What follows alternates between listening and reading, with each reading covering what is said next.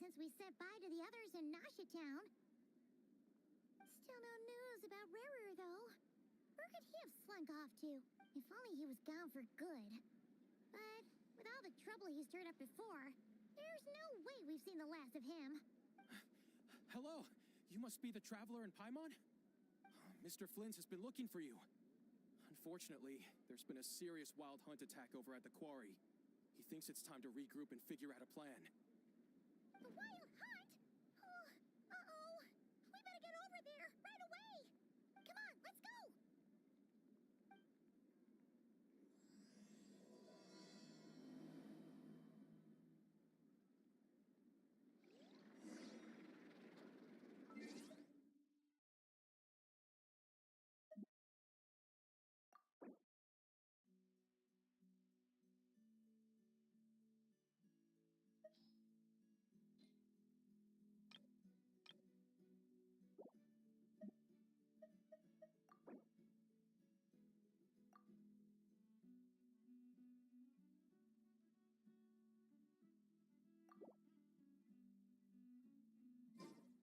Would you like to go moon gazing? You can sit in my rocket. And cheer and admire.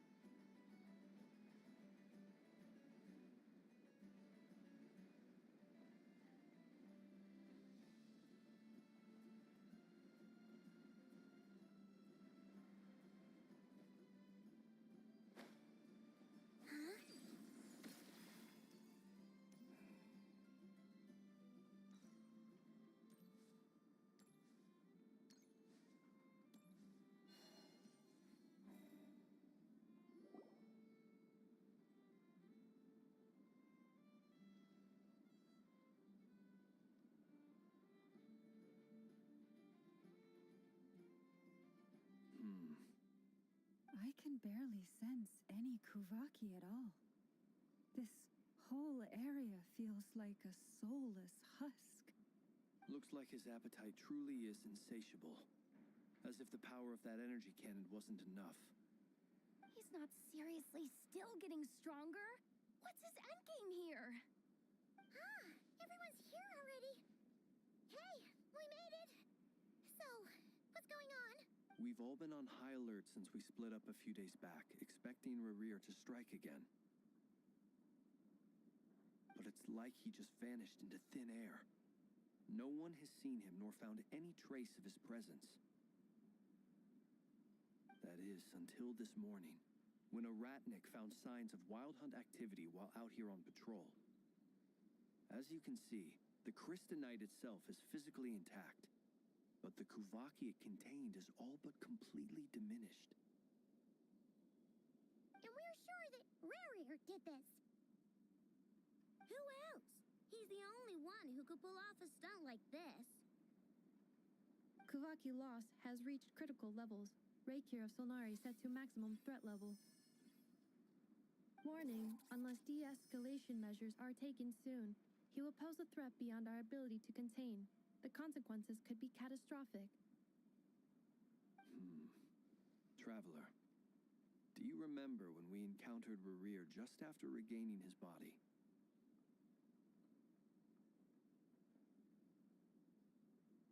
There wasn't a shred of sanity left. Nothing but madness and rage. Yeah, didn't he shout out a bunch of names? Then he started raving about how nothing in this world mattered to him. Oh, Paimon gets chills just thinking about it. Oh, but the thought that he's still out there, lurking somewhere in Not Krai, waiting for his chance to strike? Oh, even chillier. Last time we fought, we were already at a disadvantage. If he has such overwhelming strength, why would he suddenly go into hiding?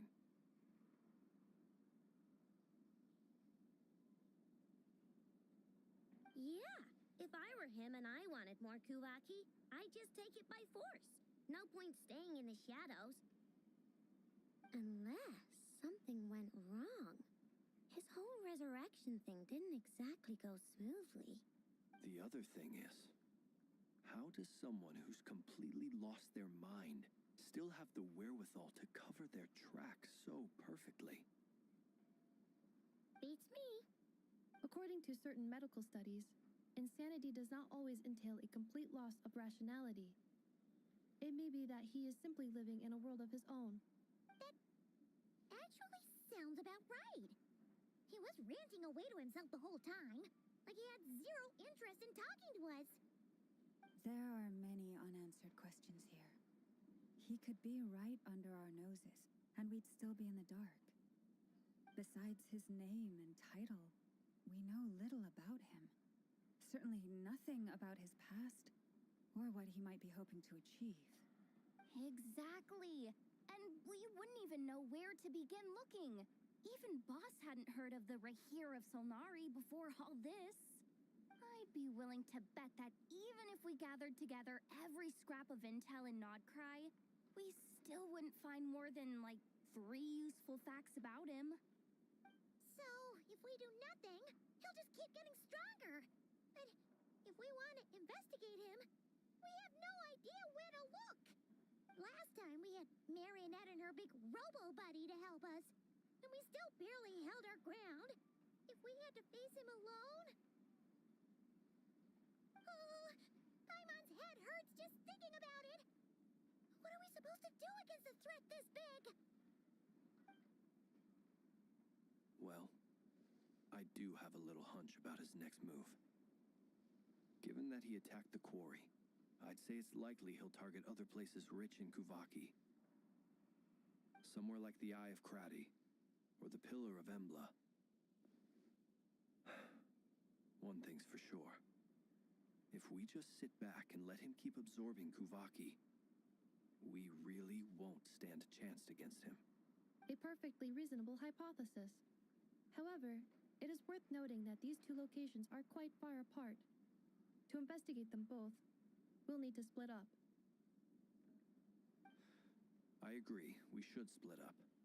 Right now, Rarir's goal seems to be gathering Kuvaki, not fighting us directly. Once we're done, let's regroup on Hisi Island. Wait, why Hisi Island? If I recall correctly, your largest goddess statue was carved from Kuvaki-rich ore, was it not? That's right. Yes, it could well be a potential target of his. I should head back and start evacuating the pilgrims.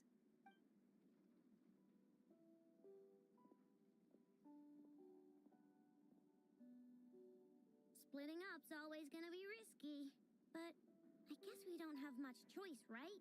We're in a race against time here.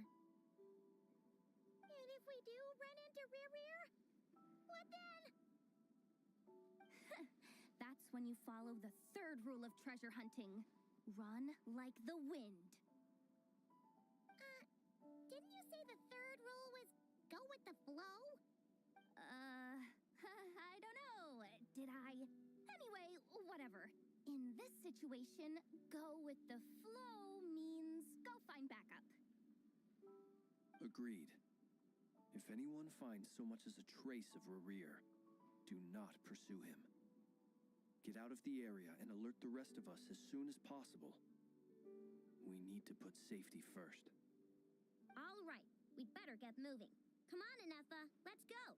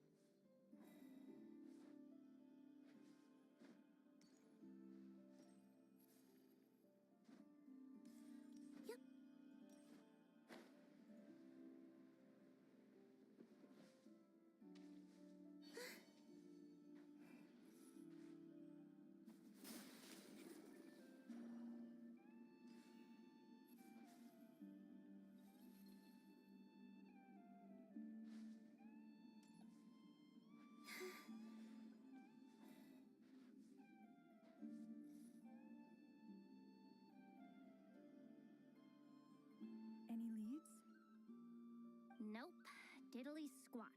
No clues to where he might be hiding. It's like he's a ghost. It feels like we're sitting on a powder keg that could go off at any second. Ugh, I hate this feeling. I'd rather face him head on than be left hanging like this. So, you guys didn't find anything either? Not loving the word either. How about you, Flint's? I questioned a few Ratniki and eventually narrowed my investigation down to one suspicious individual. But by the time I got to his place, he was already gone, almost as if he knew someone was on to him. Either that, or he's just extremely cautious and doesn't stay in one place for long. He's been biding his time for a while now. The question is, where or what is his next... No idea. Since regaining his body, he seems to have lost all interest in the fragment in my possession.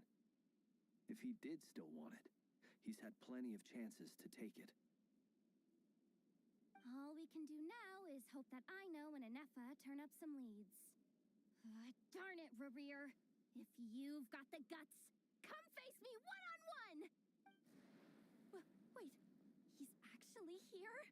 I didn't mean it, I swear!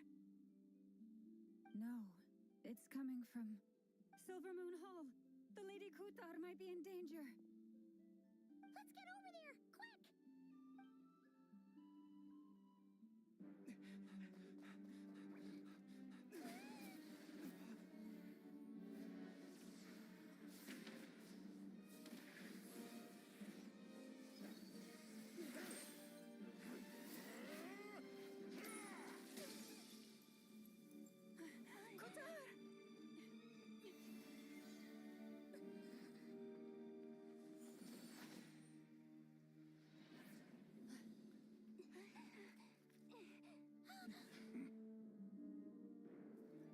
Why is he attacking the damselette? What's going on? No time for questions. Stop him!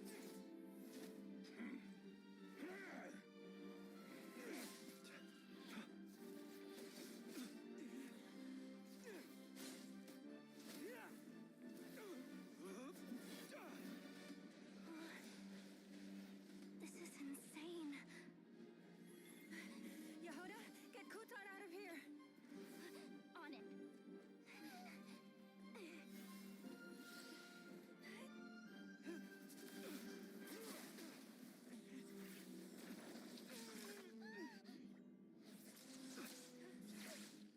Look where your feeble light has gotten you. Now you shall plunge into darkness. Felindus, soon I will find a way. Watch out!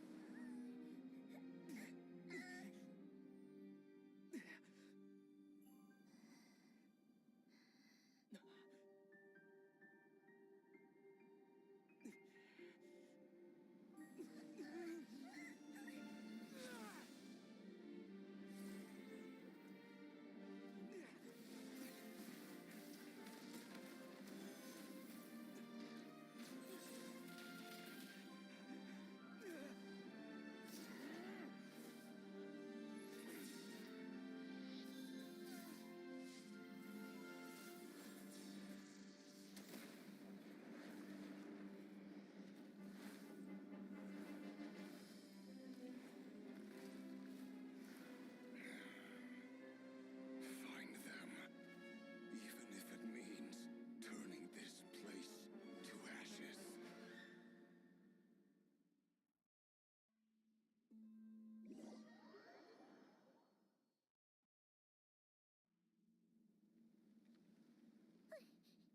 That was too close! We barely made it out of there alive. What's that guy's deal? How'd he get so crazy strong? He's a threat to this entire nation. I doubt his strength could even be measured by conventional standards. I a question. When me and Anefa showed up, we saw him chasing after this lady like he wanted her dead. What was that all about? We weren't there for the whole thing either. They were already duking it out by the time we arrived. Yeah, we didn't see how it all started. It all escalated so quickly, we had no choice but to step in. Kutar, can you shed any light on the situation? Kutar. Cross-checking database. I see. So you're the one that the Frost Moon Scions refer to as the Moon Goddess? Wait, she's the moon goddess? Oh, no wonder she looks just like all those statues. There are many reasons why people might worship the moon, and just as many why they might despise it. I've never met that person before, but there was no mistaking his deep-seated hostility towards me. Why he holds me in such contempt, I cannot say. But since he hunts the power of the moon, it's no surprise that I am a target. Kutar. There are many potential motives. For instance, you help the traveler escape his grasp. This could be his way of taking revenge. It is also possible that he covets the Kuvaki inside you and seeks to take it for his own. The list goes on. But right now, devising a counter-strategy should be our #1 priority. The likelihood of this location being discovered is close to 100%. A counter-strategy? But we don't stand a chance against an enemy like this. Surely our only option is to run. He's not gonna chase us to the end of the world, right? So as long as we can sneak out of Krai undetected.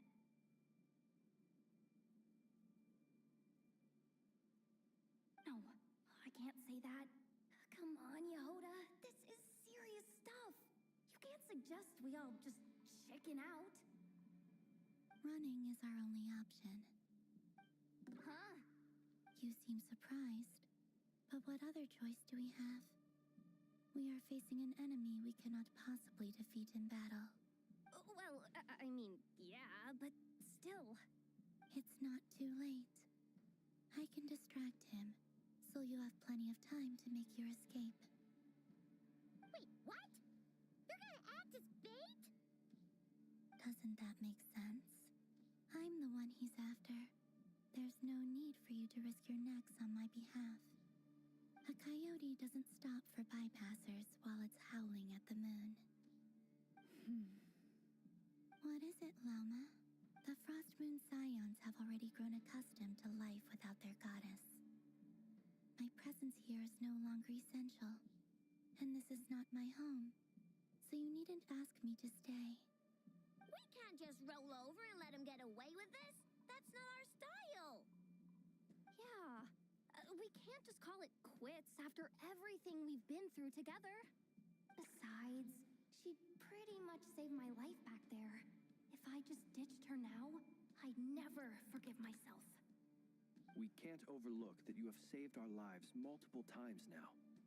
To talk of returning the favor would be a little crass for my liking. But suffice to say that we are friends, and friends look out for one another. Rivers' true objective remains unclear. Even if we were to sacrifice Miss Kutar, there's no guarantee he would stop. But Kutar, I know why you left the Frost Moon Scions so long ago. It was because people started treating prayer as a form of trade. They would make self-centered wishes, force you to accept meaningless offerings in return, and then expect you to perform miracles for them, as if that were their entitlement. If it were me, I might have walked away too. But I believe that time can change everything, and that sometimes it takes losing something precious to appreciate its true worth. After much reflection, I've realized that this was never about whether the Frost Moon Scions need you. Any relationship based on need is purely transactional. What I truly hope is that you'll choose to stay, not out of obligation, but as part of our family. You were born here, and now you've returned. Who knows? Perhaps it was the moonlight that guided you home. Thank you, Lauma. But my power is on the wane. I'm afraid I will be of little use to you now. Very well, then. I'll do as you say. Both times you saved us, we were transported across great distances in an instant. Is that one of your powers as the moon goddess? It is, but I find it very draining. I barely managed to pull it off just now, and it will be some time before I'm strong enough to do so again. Rejected by the world, my power is dwindling. Like a lake cut off from its source, slowly shrinking away. Now, it has almost run dry. What do you mean, rejected by the world? The 3 moons belonged to the ancient bygone era in which they came into being. From the moment I was born, the world itself has been steadily sapping away at my strength. The 3 moons are not one and the same. As the goddess of the frost moon, I cannot wield the powers of the other 2. Yet moonlight has a way of blending together. Each can reflect the other's glow. So when our fingers touched, I was able to restore my strength by drawing Kuvaki from the eternal moon's marrow.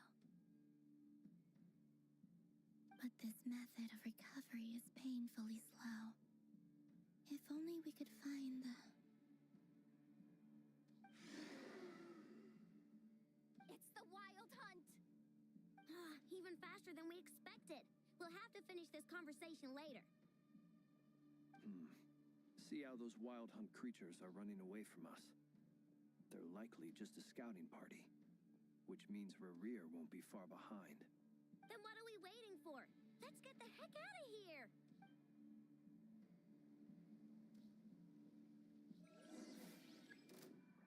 Leave this place for the everlasting forest. Annihilation mode.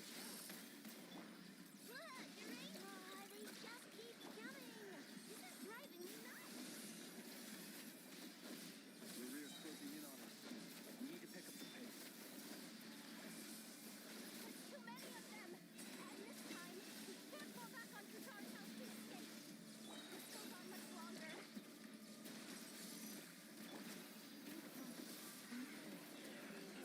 Beware the creatures of the night. Observe.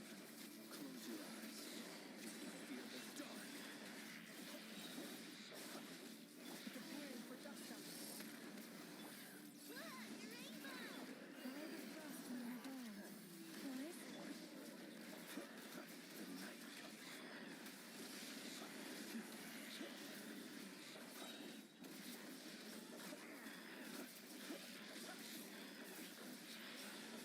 Night falls.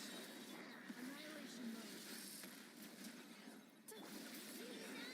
for the everlasting forest. Beware the creatures of the night. Observe.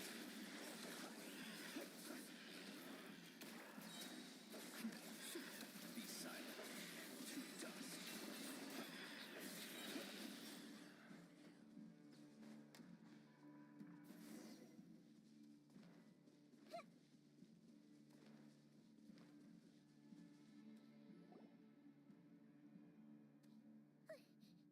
That was too close! We barely made it out of there alive! What's that guy's deal? How'd he get so crazy strong? He's a threat to this entire nation. I doubt his strength could even be measured by I have a When me and Anefa showed up, we saw him chasing after this lady like he wanted... We weren't there for the whole... Yeah, we didn't see how it all started. Kutar, can you shed any light on... Kutar. Cross-checking database. Wait. There are many I've never met why he holds... Kutar, There are many It is also but, right? A counter strategy? But we don't stand a chance against Shirley Arrow. No. Running is our... Huh? You seem surprised. Well, It's not too late. I can distract him, so you have plenty of time to make... Wait, what? Doesn't that make... A coyote... What is it? The frost moon... We can't just yeah. Besides, she pretty much saved my life back there. If I just ditched her now, I'd never forgive... We can't overlook that you have saved our lives multiple times now. To talk of... Rivers' true objective remains unclear. Even if we were to sacrifice Miss Kutar, there's... But... Kutar, I know they would make self-centered wishes. If it were me, I might have walked away too. But I believe that time can change everything. After much any relationship, you were born here. Thank you, Lauma. But my power is on the wane. Very well then. Both times you saved us. It is. Rejected by the world. My power is... What do you mean? The 3 moons belong to the 8. The 3 moons get moonlight, but this method... It's the wild hunt! Even faster than we expected. See how those wild hunt creatures are running away. Then what are we waiting for?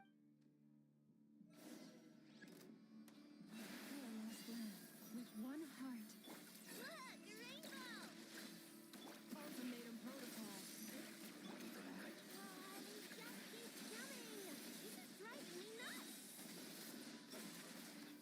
The rear's closing in on us. We need to pick up the pace. There's too many of them! And this time, we can't fall back on Kutar's help to escape! This goes on much longer.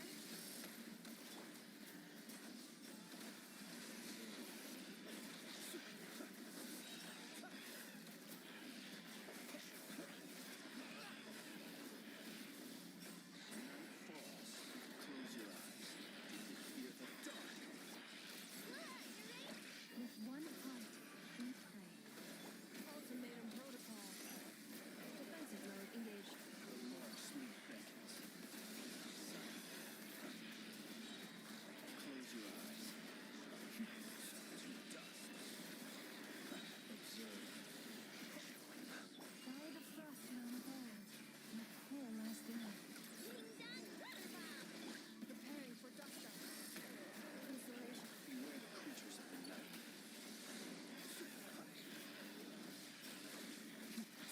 Fear the dark.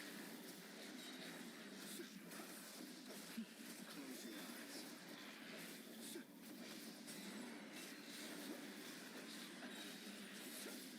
Observe.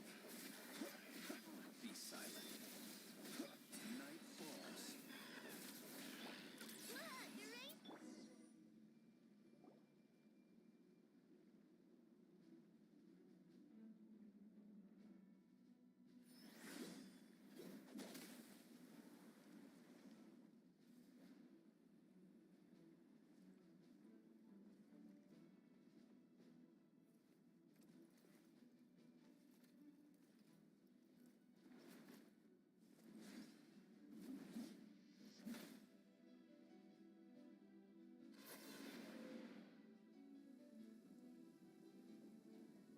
What's the matter?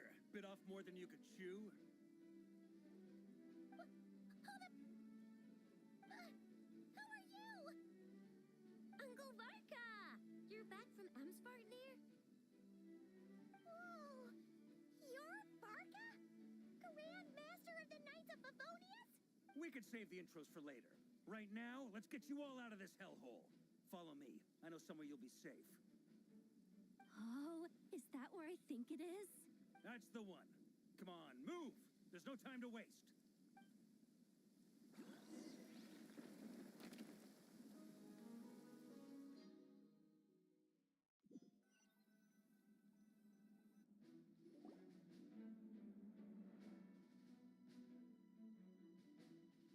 Wow!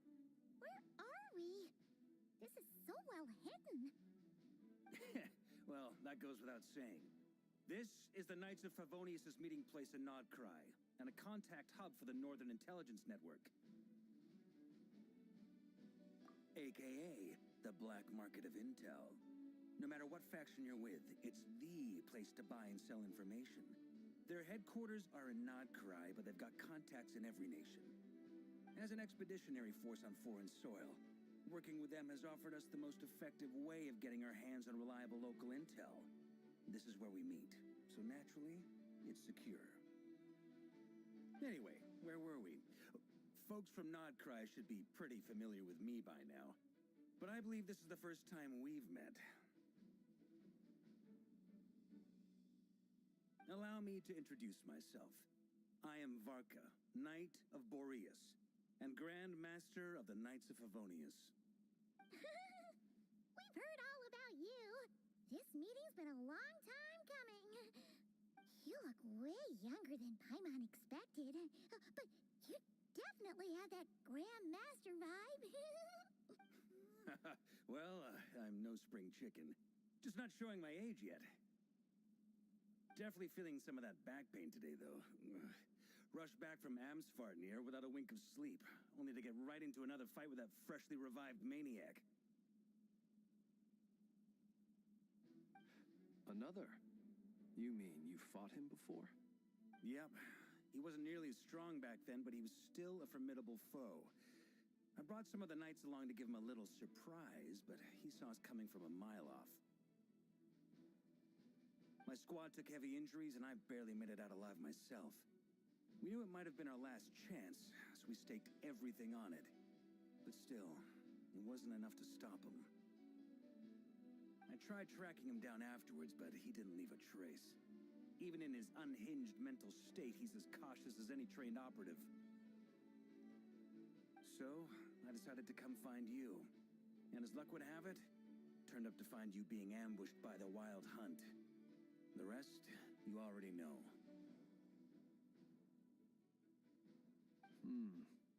Is that why he's been frantically absorbing Kuvaki these past few days? Because he sees you as a threat? Maybe I'm part of the equation, but even if I weren't, I'm sure he'd still be gathering power. He's clearly working up towards something. Note to self, Uncle Varka's strength rating officially upgraded. Guess it's my turn to ask questions now. So, what exactly has been happening in Krai? Why has the Wild Hunt returned in humanoid form? And why is it after you? That's a long story, but I'll try to make it quick.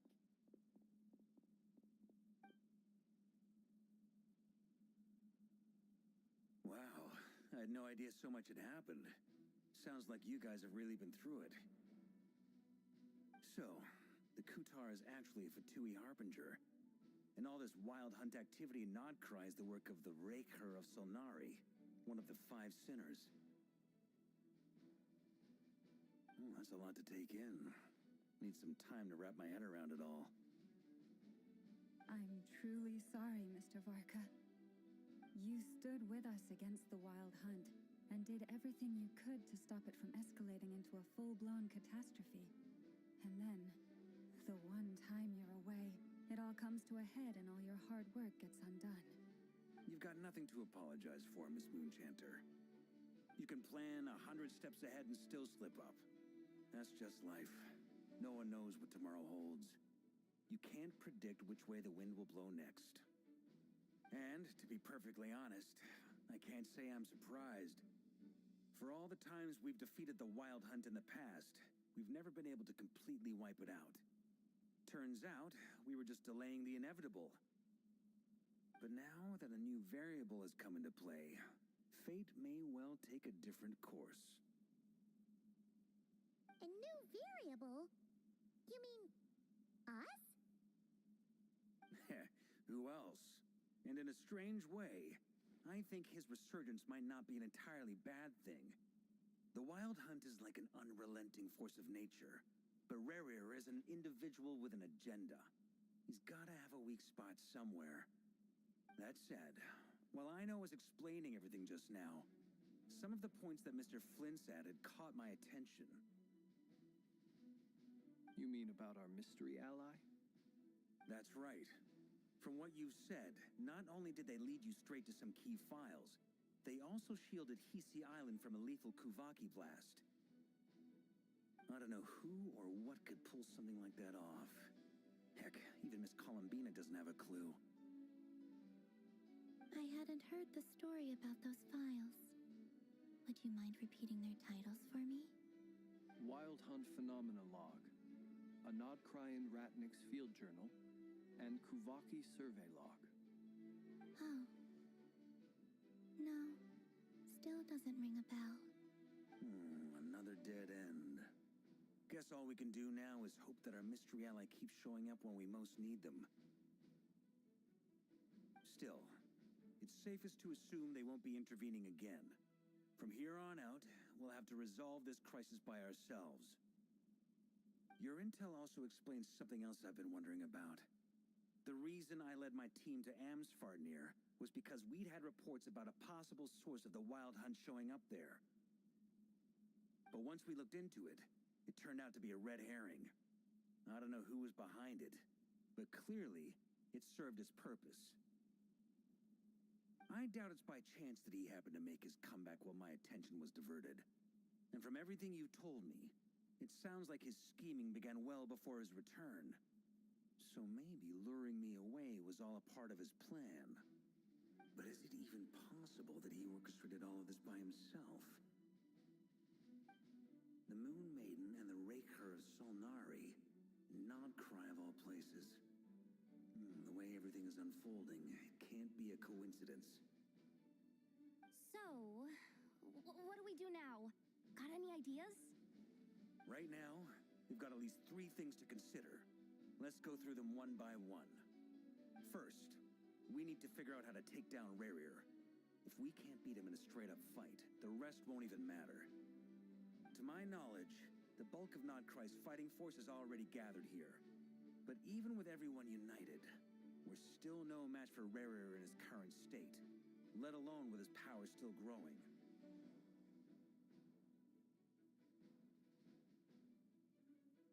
What if there was a way to tap into a new power of our own? How so? Have you thought of something, Columbina? 3 moons once watched over this world. The Eternal Moon was the largest, the Frost Moon was the brightest, and the Iridescent Moon was the most mysterious. They say that back then, the 3 moon goddesses wielded immense power, enough to shape the workings of the world itself. I now bear the Frost Moon's power, and the Eternal Moon's marrow resides within the Traveler. Hold on. Are you suggesting? The Iridescent Moon, the last piece in the puzzle. That's right. If we can find the Iridescent Moon's marrow, I will be able to regain my strength much more quickly.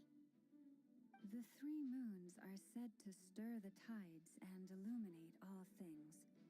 Perhaps they hold further secrets beyond our understanding. According to my analysis, the solution is feasible. However, it is subject to one major condition. How do we locate the Iridescent Moon's marrow? I know a way, but we will need to visit the Fatui's Experimental Design Bureau.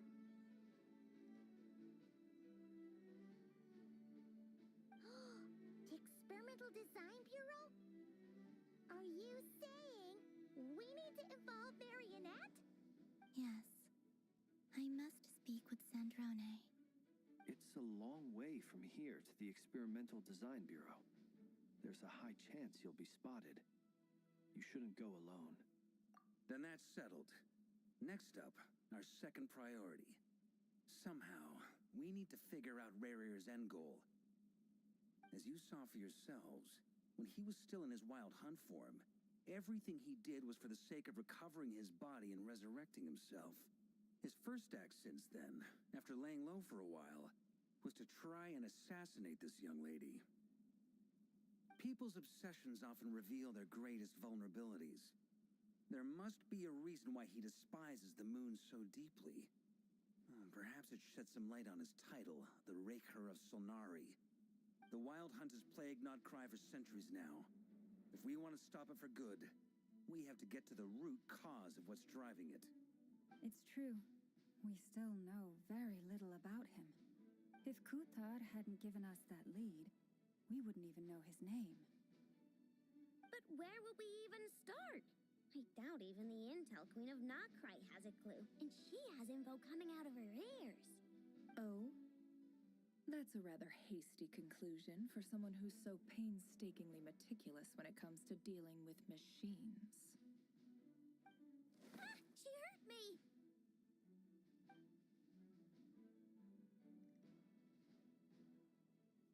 Boss! What are you doing here? I'm now asking myself the same question. I received a letter from a humble knight of Favonius, requesting a meeting to discuss a major business deal. But it looks like this humble knight had something else in mind. Details. Miss Neffer, the important thing is that you've arrived at the perfect time. Since his failed ambush, I've been racking my brains trying to come up with a plan to fight Rarier. Given the severity of the situation, I think it's fair to say that our only chance lies in uniting as one. And I'm talking all the factions in Krai.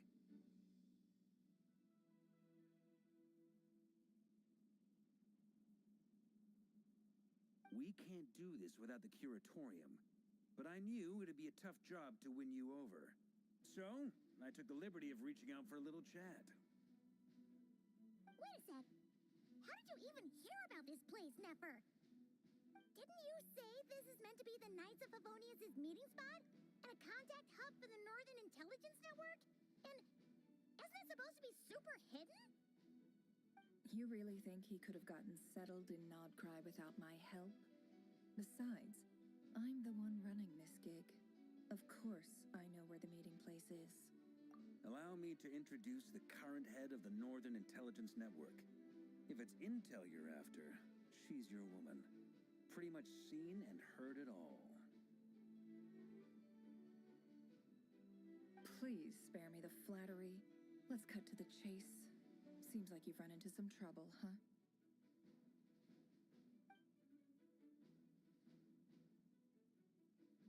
Well, this certainly qualifies as an unforeseen crisis. On behalf of the Curatorium of Secrets, I wish you all the best of luck. So you're just going to sit this one out? Why should I get involved? What could possibly be in it for me? What if we told you we can't do this without you? Oh? Then I'd say, you'd better make it worth my while. I don't work for free. I can't put a price on something like this. It's just not in my nature. But then again, you and I have always been polar opposites in this regard. So if you insist on compensation, I will pay you. Consider this a formal commission. Sound fair? You just don't give up, do you? Too bad. I know you well enough to know you can't afford my prices. The riskier the job, the more it'll cost. And a Moonchanter's stipend isn't exactly generous. Unless you're planning to start passing the donation box around among the faithful.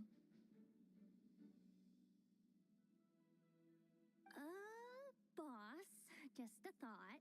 If they come up short, maybe you can take the difference out of my next few paychecks. Things got really dangerous during the fight with Rarier. If this girl hadn't saved me, I'd be ley line fodder by now. I'd be gone for good, boss. If there's any way we can make this work, I'd really like to help her. Please? I'm begging you. This is why I'm always telling you never accept favors. They are the hardest debts to repay. You have to be careful who you get involved with, or you invite all kinds of misfortune. Very well, Yehoda, I will help. But just this once. Don't count on this happening again. Flins, that fragment that Rarier was after, do you still have it on you? Of course. Let me borrow it. I need it to follow up on some leads. Wait, you actually have some leads? Shh. This is top secret information. I get it. We all have things we'd rather keep to ourselves. Plus, I know we can count on you, so we'll leave the intel gathering in your hands.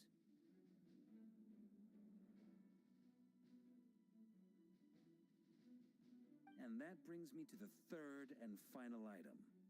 We need to find a way to distract him. We need time to make our move, so someone will have to stall him. I'm in for this part, no matter what. Anyone coming with? Count me in too. Come off it, you two. Quit playing heroes. I'm way ahead of you here.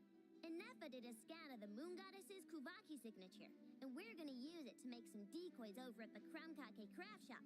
Anyone who's in, follow me. Once they're ready, we'll deploy the decoys across Krai. So as long as the rest of you keep moving, he won't catch on to your scent and won't be able to track you down. I like it. Genius idea. No biggie. All right, then. We'll split into 3 teams. Once your team has finished their mission, return here and wait for the others. Dismissed!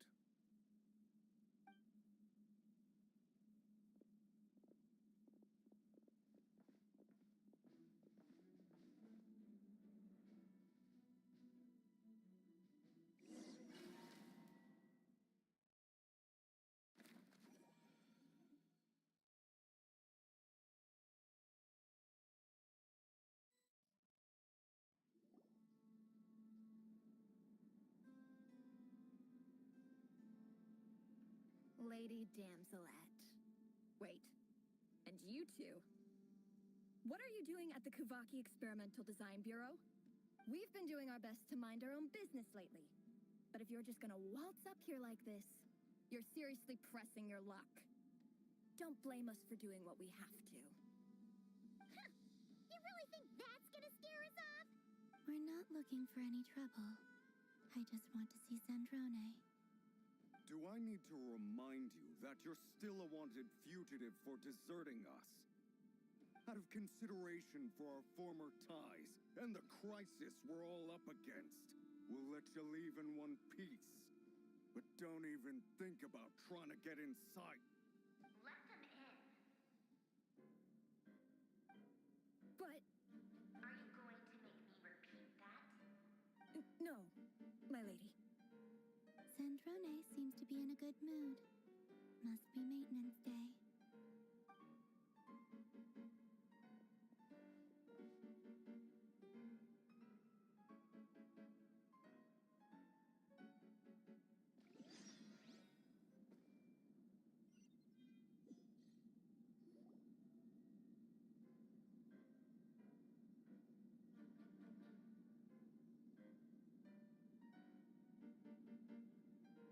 So tell me, to what do I owe the honor this time?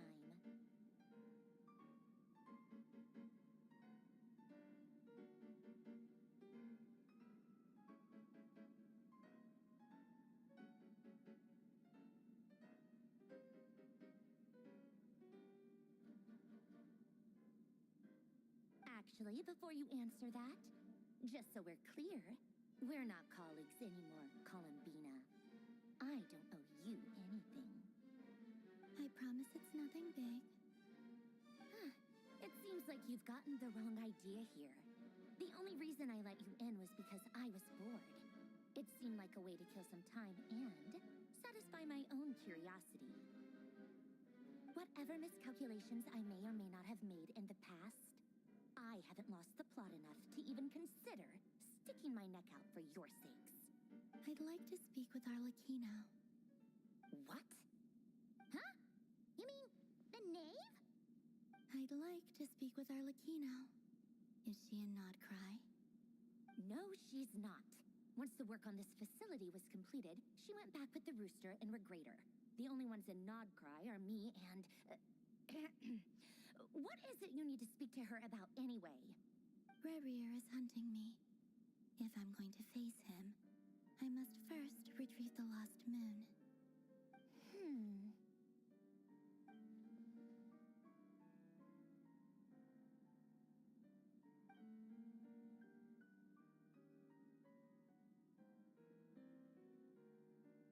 Is that a no, then? As if I need reminding. I was this close to settling things with him before someone decided to whisk me away to their weird little garden.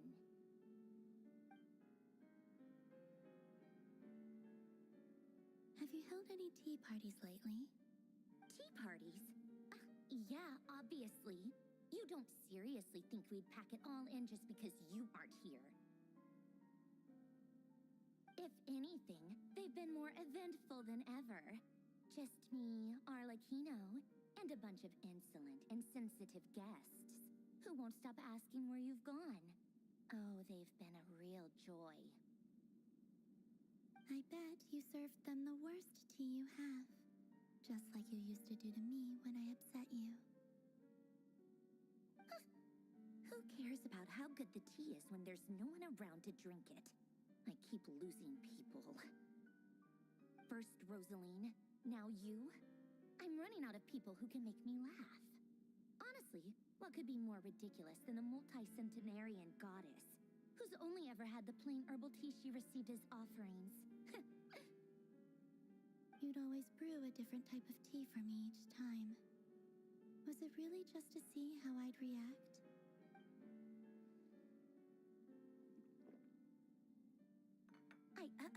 Well, duh. Why else? Watching you squirm was practically my only form of entertainment.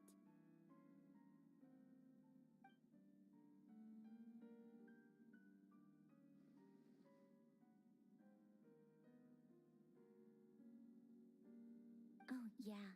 And Capitano sometimes used to bring Tartaglia around, too. But I guess we won't be seeing him again.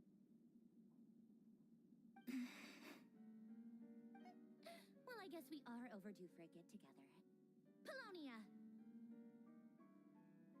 Have Fevronia pass a message to Arlecchino for me. It's time for tea. Will suffice. Pass along a message for me, too, if you would. My body cannot contain the marrow of 2 moons, so I'll be leaving one of them in her care. Excuse me? Who said you were on the guest list? If my tea meant that much to you, maybe quitting the Fatui wasn't your brightest move. Back when you were under the Tsaritsa's protection, no one would have dared come at you so openly.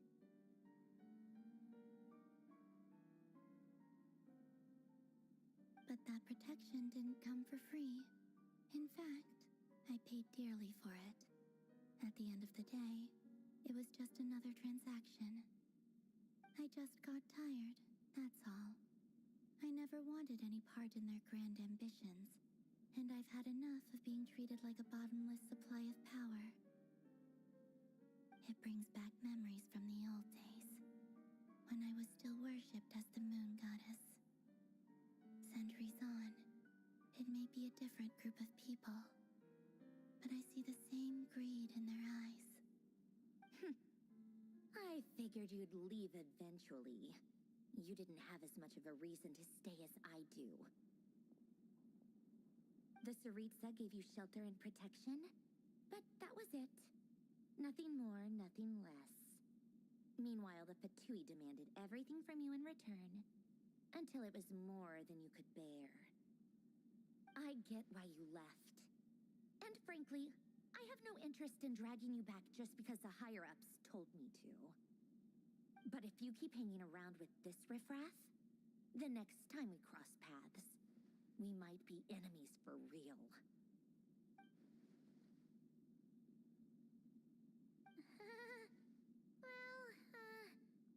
Guess that's our cue to leave.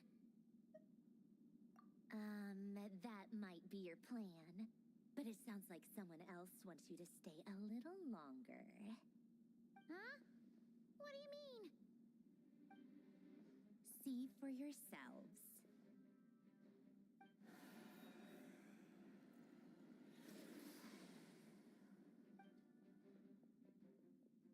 My lady, it's the Wild Hunt.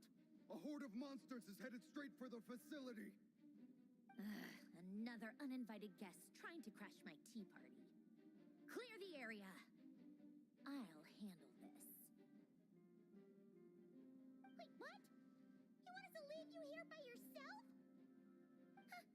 You'll be lucky to make it out of this alive.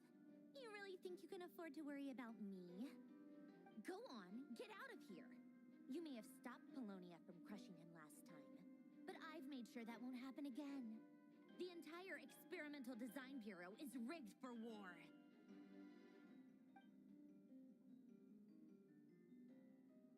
Stay and watch if you want, but it'll be at your own risk. You're not flagged as friendlies in the weapons system. Don't tell me what to do! Look, if you're leaving, make it quick, or you'll just get in my way. There's a secret passage on the second floor. It'll take you right to the plains out back. Stare all you want, Columbina. You're not getting another invitation to my tea party. I know. But thank you anyway, Sandrone. This is exactly why you shouldn't hang around with those people. All their melodrama and sentimental nonsense is rubbing off on you.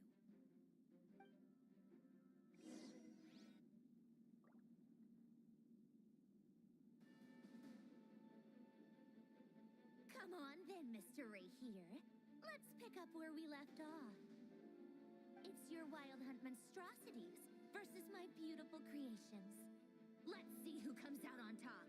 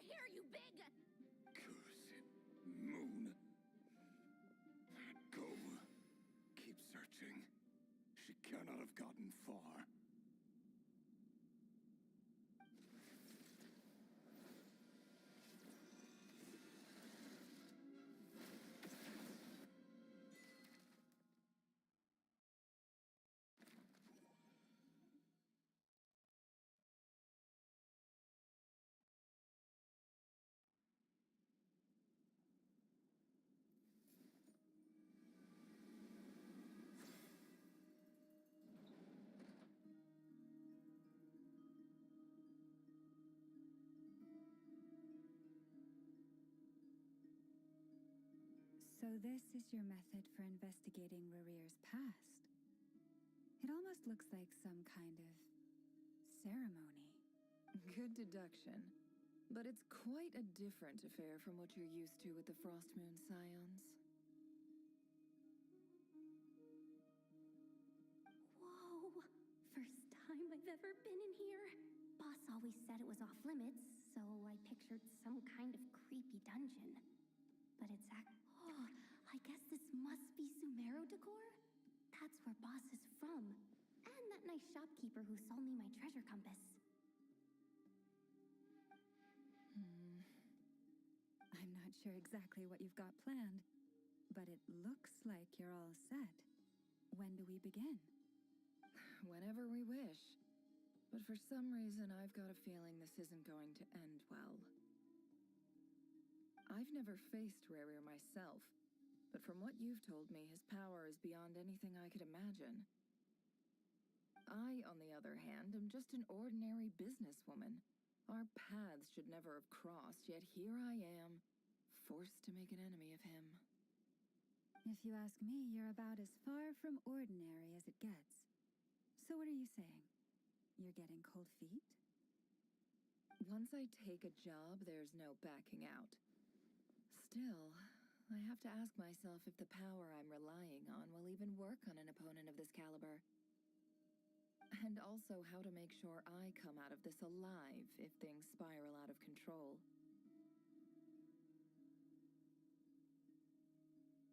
Death is the one thing we can take for granted. It is the great equalizer, however fortunate or unfortunate we may otherwise be. So it's important to consider how to spend what lifespan we have left.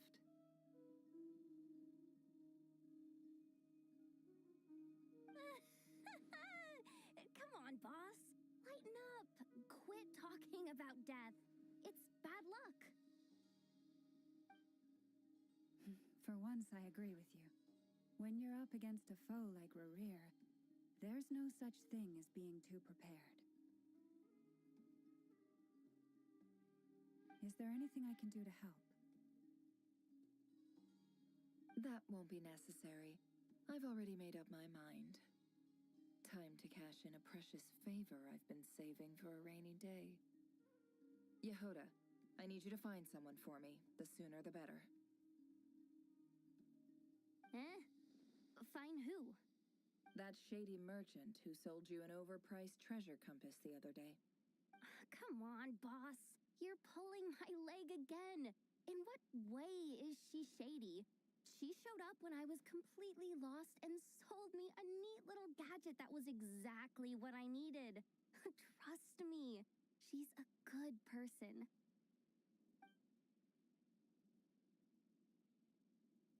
Anyway, I know who you're talking about. Don't go anywhere. I'll be right back.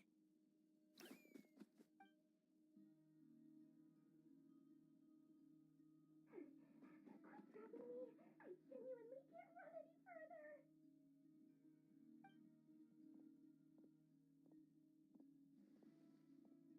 Hey, aren't you? What is it? What's the big rush? You dragged me out of a dream where I was literally swimming in Mora. I'm charging double my usual attendance fee.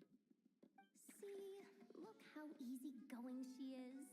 After that rude awakening, she could have completely snapped at us. But instead, she kept it together and just asked for an extra fee. Dori Sangama Bay? I never would have pictured you two doing business together. If you want to make it big and not cry, it's all about connections. Lady Nefer just so happens to have a lot of intel that interests me. And she also did me a big favor in the past. It was back when I first arrived in Not-Cry. My trusty assistant, the genie in my lamp, had an adverse reaction to the Kuvaki and fainted. And when you know it, that's when I suddenly find myself in a life-or-death situation. Good thing my compatriot was there to swoop in and save the day. I've been giving her a 30% discount off all of my goods ever since. Now, so that no one here feels left out, willing to extend a 20% discount to fellow friends of Boss Nefer. Plus, any other friends you send my way will enjoy 10% off. What can I say? The great Lord Sangamabe is nothing if not generous. So, let me guess. You've run into some trouble? I've got everything you could possibly need. And the more you buy, the more you'll save. You guessed correctly. What have you got in the way of survival gear? The one type of gear I've never been short on. What are you looking for? A jetpack fresh from the Academia's labs? An ancient suit of armor dredged up from the bottom of the sea? At the very least, I need to know what kind of opponent you're dealing with here. If even you're worried about staying alive, it must be pretty serious. What if I told you it's someone with the power to bring a nation to its knees? Is that so? Then we really are talking top-shelf treasures. I don't have anything like that in stock right now. I'll have to ask my supplier. Your supplier? A powerful woman, make no mistake. I can't reveal her identity, but luckily for you, I hear she's planning to visit Krai in the near future. If you're willing to wait, I can ask her when she's here. Can't say exactly how long that'll be, though. Then, let me put it another way. What would you do if you encountered an enemy like that? Roll over and serve yourself up on a silver platter? Of course not. I have a handy little trinket from one of my generous suppliers, which... Hold on. What exactly are you getting at? No, no! This is for my personal use only! Let's just say I'm borrowing it, all right? Just for insurance purposes. You'll get it back later. Favors are the worst kind of debt to owe, and now you've got a chance to repay one. A win-win situation, don't you think? Fine. You can borrow it for 5 days. No, make that 3. And for every extra hour after that, I'm charging you 1,000,000 mora. Deal? Deal.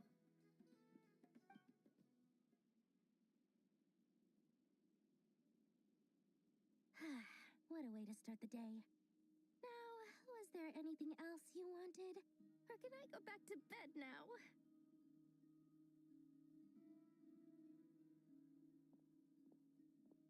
That will be all. Take care now. Don't trip up on your way back, friend. See you later! You're my favorite shopkeeper.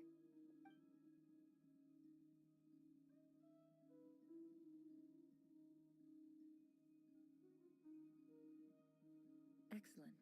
Everything is well and truly ready. The ceremony can now begin. After initiating the ceremony, your minds will follow me wherever I go. You will see many strange things in your mind's eye. So remember, don't be frightened, and don't make a sound.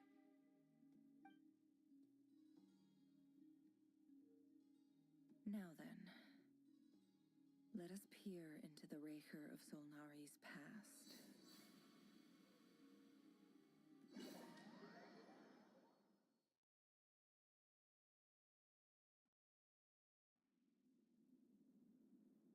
I made it.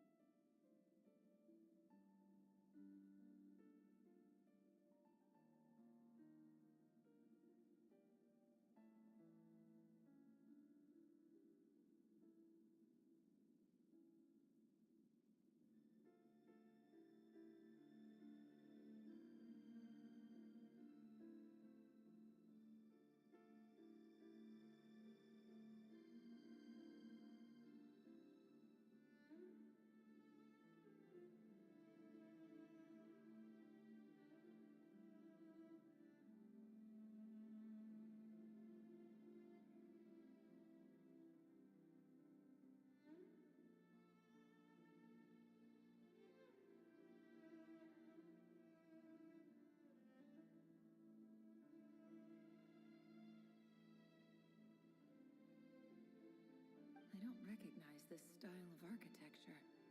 Must be Conrian. Simple furnishings, table and chairs. It's a more ordinary house than I might have expected.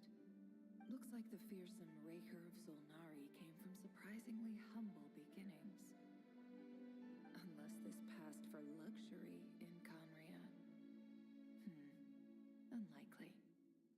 It was said to be a very prosperous nation in its heyday. Anyway, I'll keep exploring.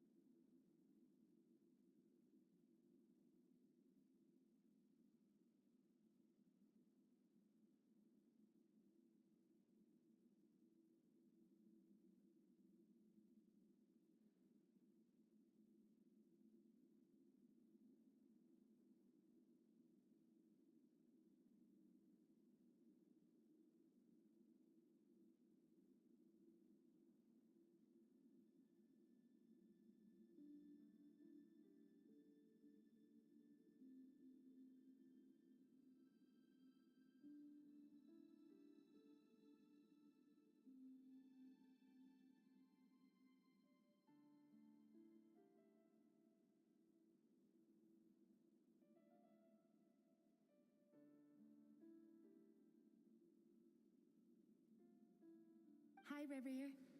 Since you're working extra hours tonight, I thought I'd keep myself busy by checking out that new kebab shop. I've heard good things about their menu. I'll test it out, And if it's as good as everyone's saying, let's go back together sometime. P.S. New stash from the Universitas Magistrorum. I brought some goodies home.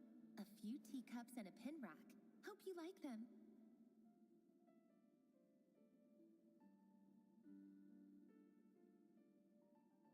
They didn't sign their name, but they must have been close. Sounds like they were living together.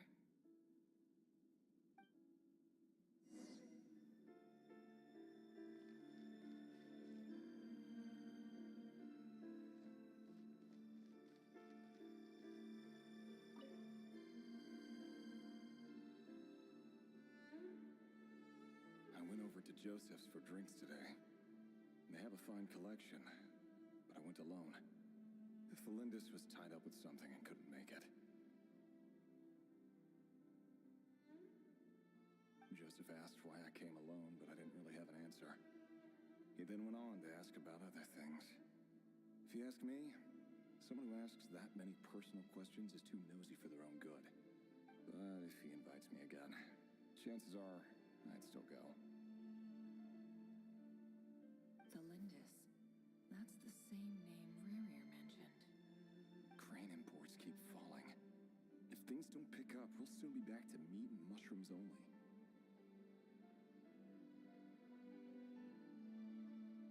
Honestly, I'm not a huge fan of that new type of mushroom everyone's been into lately. Didn't it start out as a lab-grown variety? I heard it's even mildly corrosive. Seriously, why would you even eat something like that? I don't care if it's an impressive feat of alchemy. That just isn't the kind of thing I like to eat. Grain has to be imported, and they're eating a diet of mostly meat and mushrooms. Could it be because Conria is underground, so it doesn't get much sunlight? That would explain why they use so much stone in their buildings. They even use alchemically modified strains for food. Seems like the people of Conria don't have many options when it comes to dining. I've just about saved up enough now. Time to buy it and keep it somewhere safe. Making a big purchase. I wonder what it is.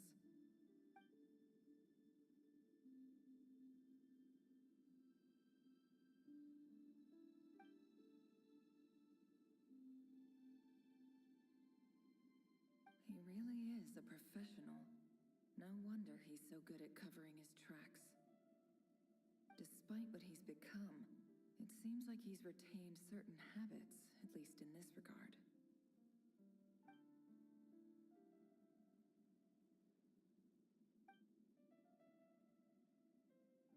Did Rary rip it out himself?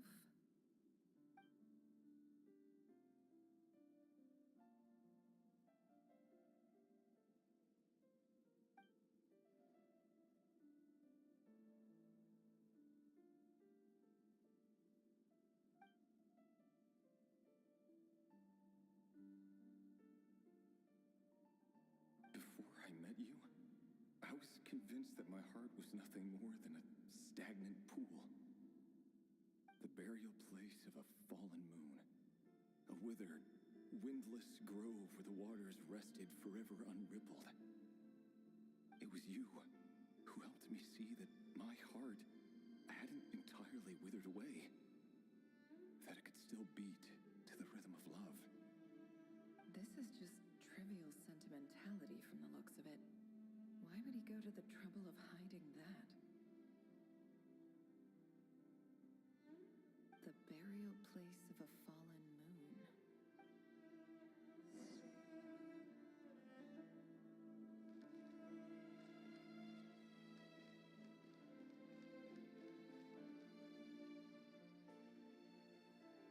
Right here.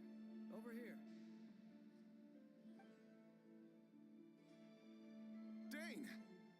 Oh, and, Vedelson here? What a surprise to see you here, sir. Hello there, Rarier. You need not address me so formally outside of court. He doesn't get that much free time, so I invited him over for a drink. Even the court prophet deserves a break every now and then, right? Well, I'm flattered. So, what are we discussing today? Hey, don't look at me. As far as I see it, we don't need an excuse to have a few drinks. Come on, don't give us that.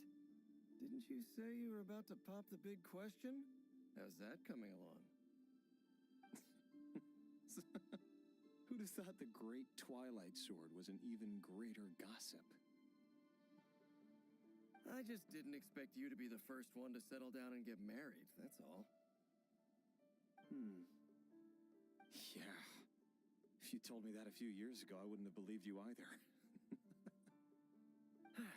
So, are you planning to come clean about your job then? I'm guessing you still haven't told her. Sure, I'll have to tell her at some point. But I'll need to pick the right time and place. To be honest, I have no idea how she'll take it. Come on, stop being such a pessimist. For all you know, she could be thrilled. I bet she'll be much more impressed by your actual job than the one she thinks you're doing now. A member of the King's Guard. Quite the cover story. Does the king himself even know? Of course he does. Anyway, enough about me. How have you been? Me? Same old, same old. Nothing much to... Huh? What's up, Ved? It's nothing. Vedifulnir, Dainslif's elder brother. Renowned throughout the court of Conria as the Visionary, and said to possess a wisdom far beyond the reach of any ordinary man. And yet, despite the gulf between us, he seems to have something to say about me.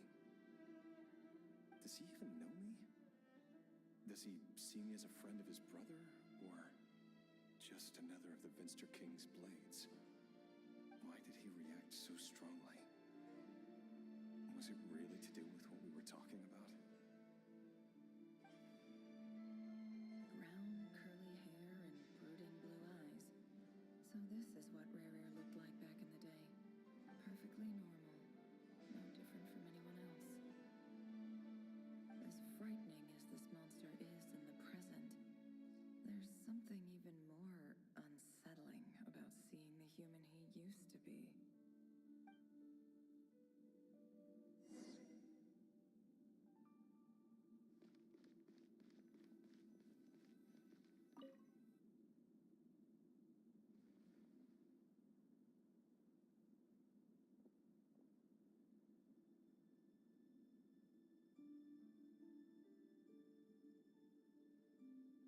Felindis, you're back early.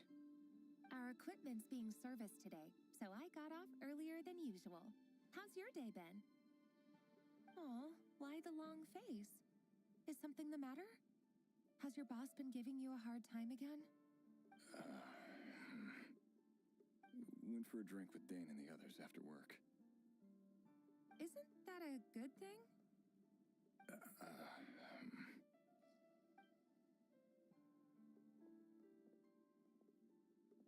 Vedifulnir showed up today, too. You know, Dainslif's older brother. Ah, Mr. Vedifulnir.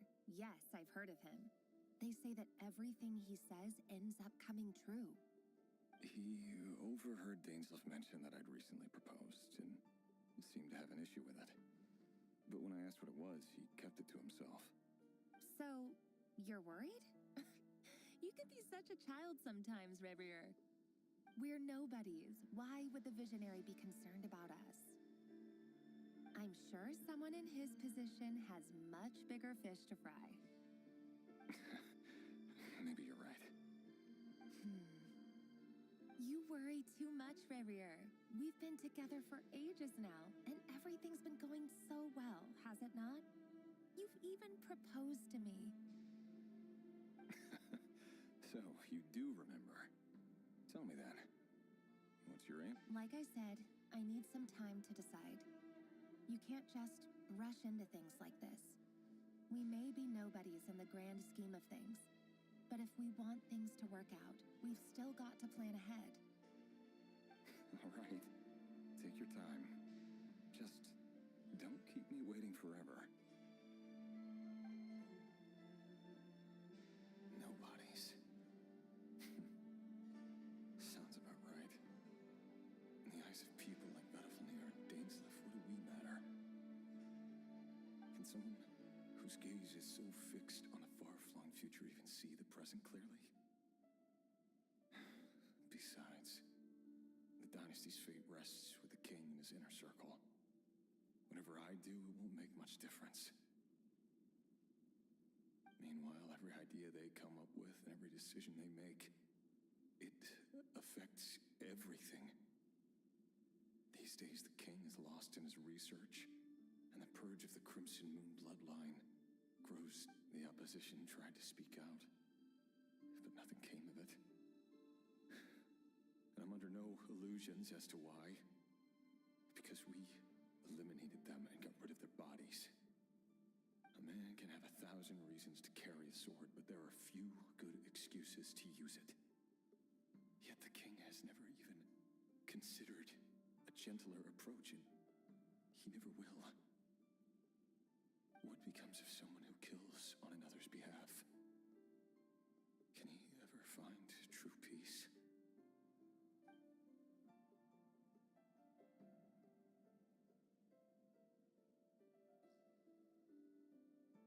Thelendis,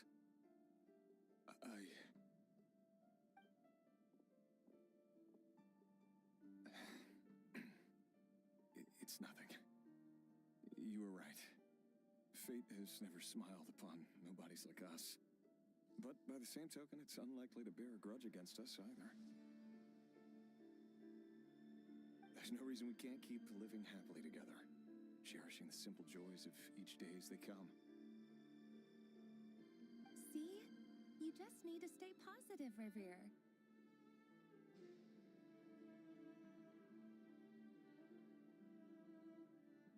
I can feel your warmth, your breath. You're right there, right by my side.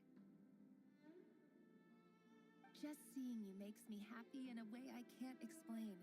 And that's something that no one could ever take away from me. So smile, my love. Let go of that frown. You're right, Thelendis. I've just been overthinking things.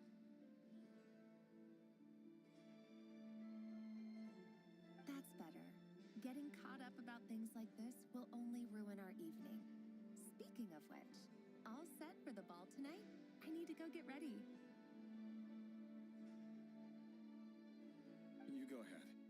I just have a few things to take care of, then I'll come join you. Even busier than the big shots, huh? Fine, I'll go get started. But don't be late. If you keep me waiting too long, I won't be a happy bunny. Relax. I'll be there. Seriously, though, you drive a hard bargain. You're really gonna leave my proposal hanging and still expect me to take you to the ball? Well, that goes without saying. I already told everyone I'd be coming with a dance partner. Besides, they're two completely different things. Let's take it one thing at a time, all right? All right. White outfit it is. It seems like Rerir was deliberately hiding his ties to the intelligence services by giving the impression that he was just an ordinary member of the Venster King's Guard. He clearly doesn't want his would-be fiancée to know about his other life. Then again, that's hardly surprising. People in the intelligence trade rarely do.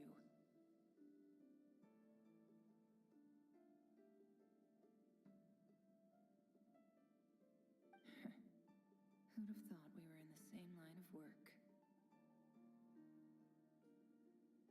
Let's dig a little deeper.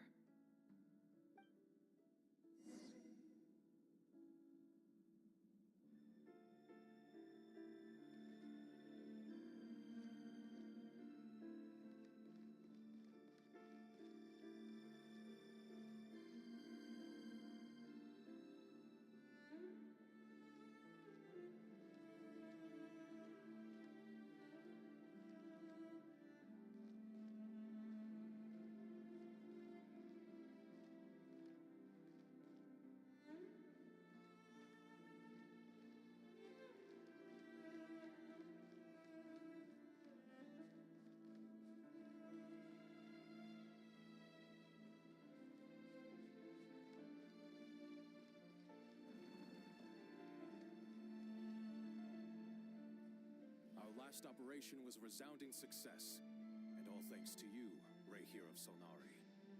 In total, we apprehended 32 dregs of the Crimson Moon, and 67 accomplices. After all these years since the dynasty's fall, so many of them still linger on. Indeed, it cannot be denied. Yet it was destiny that the Crimson Moon should be overcome by the eclipse, and that His Majesty, the all-seeing Vinster King, now guides our nation on the path to prosperity. Conria has no further need for a dead moon. But alas, there will always be those who refuse to see the truth, choosing instead to romanticize the past.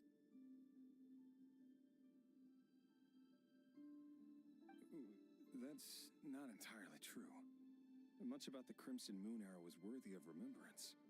And that's exactly why they keep trying to see it restored.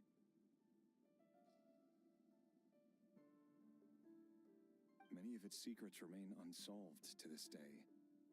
As it happens, that's precisely the field of study my partner is devoted to. You still haven't told her what you really do for a living. Where would I even start? How do you tell someone that you're one of the king's hand-picked executioners? That your hands are steeped in blood? You didn't choose this life, any more than I did. Orphans like us don't get a say. But I'll sure as heck be the one to pay for it. Speaking of which, we need to be more rigorous in the way we identify direct descendants of the Crimson Moon. Someone, it seems, has strong opinions about my future plans. Most likely my marriage in particular. I have a feeling that we may soon become targets of the Crimson Moon's retribution. Your concerns are not unfounded. They've taken out many of our colleagues these past few years, and for that very reason. These are no helpless lambs we're leading to the slaughter. They're wolves in sheep's clothing. Take care, Ray here of Solnari. I look forward to toasting you at your wedding. Thanks, Thorkel. You look after yourself, too.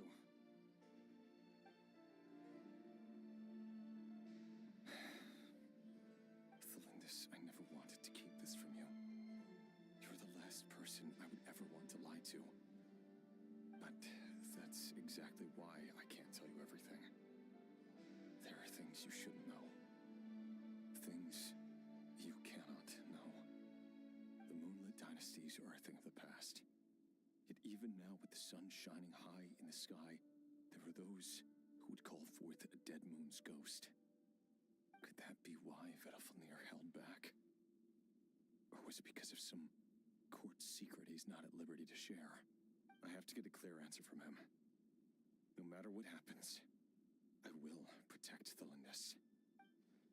Rerir seems to be very concerned by Vedalfnir's reaction. Vedalfnir and Dainsleif, the Visionary and Twilight Sword. So that's what they were really like. I've investigated this whole area now. There doesn't seem to be any other memories here. Should I try somewhere else? Wait a second. What's this black smoke?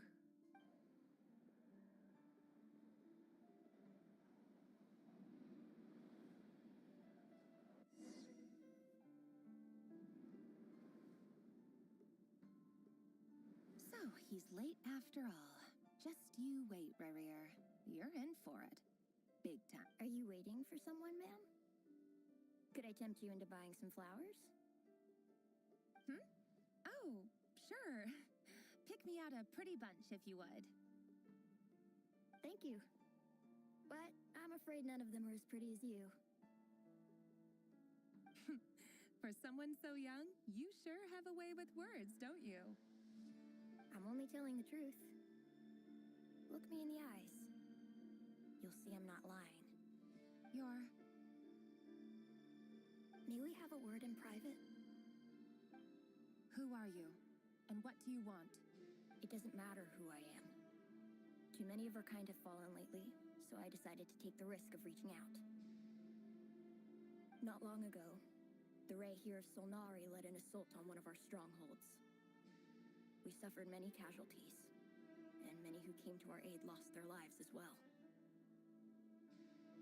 Sorry, I don't know why you're telling me this, and I don't want to get involved. Wait, hear me out. This time we finally got a clear look at his face and learned his true identity. His name is Rarier, and he claims to be one of the King's guards. What did you say? A cruel irony, isn't it? The man you're set to marry leads a double life as a brutal executioner. But surely, you must have caught a whiff of the blood on his hands. Why are you telling me all of this now? Simple. It's because... How strange. Rarier was nowhere to be seen in that memory. It clearly belonged to Thelindis. Rarier couldn't possibly know what happened if he wasn't even there. Why would her memories appear in his fragment? The ceremony won't last much longer. I think it's time to call it a day.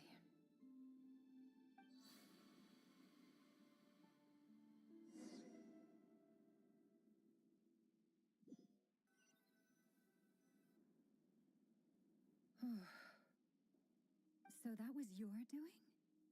Did you just pull us inside Rarier's fragment to spy directly on his memories? Any more questions, and I'll have to start charging. I had no idea you could do that, boss! Seriously, that was amazing! I gotta admit, though, I'm itching to see what happens next. Feels like we barely scratched the surface. I'm just as curious as you are, but the ceremony only allows for limited time inside. That's all we can see for now. Luckily, we managed to learn quite a lot. So far, so good. I just hope the others are doing okay too. Especially the group with the Traveler.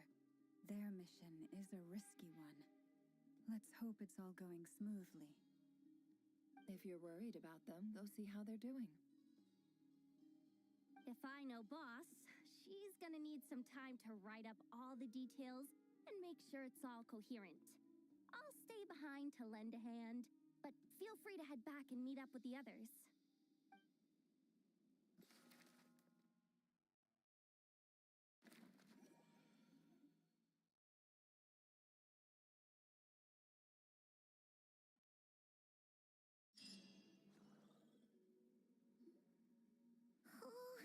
They've been prowling around for nearly 2 days now. These things just won't quit. They might not have seen us yet, but with them constantly sweeping the area, our way out is completely blocked.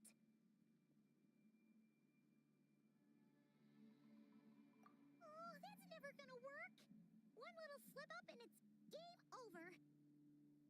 If they spot us, they'll run straight back to Rarier. And once he knows we're here, it won't be long before he's breathing down our necks again. Guess you're right. All right, time to zip it.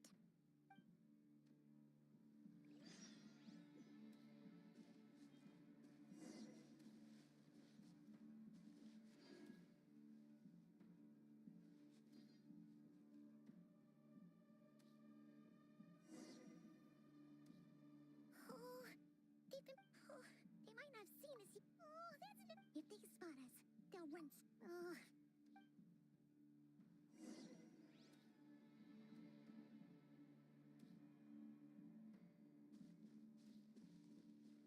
Quick, hide! We almost got spotted.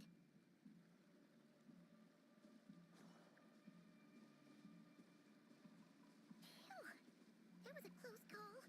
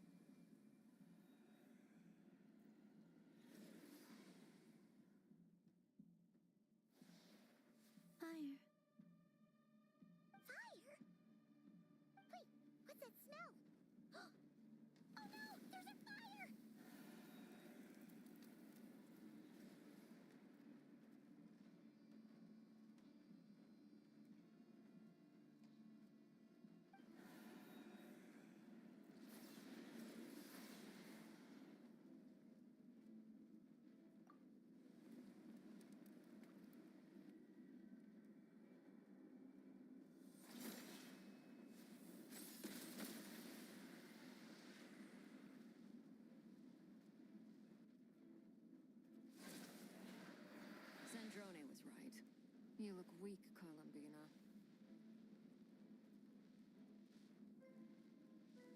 The old you would never have let such lowly creatures bar your way. Word has it that you did something for the Tsaritsa, and that's why you've lost most of your power. Freedom comes at a heavy price, doesn't it? It's Arlecchino! You came! Hello again, Columbina. And greetings, guests of the House of the Hearth. It's been a while, Arlecchino.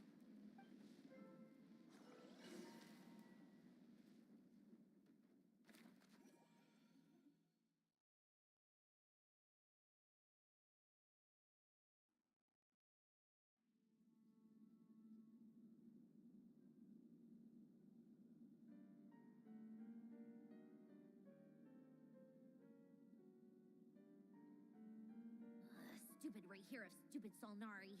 Ugh, whatever. I've got all the data I need. Next time we meet, you're finished.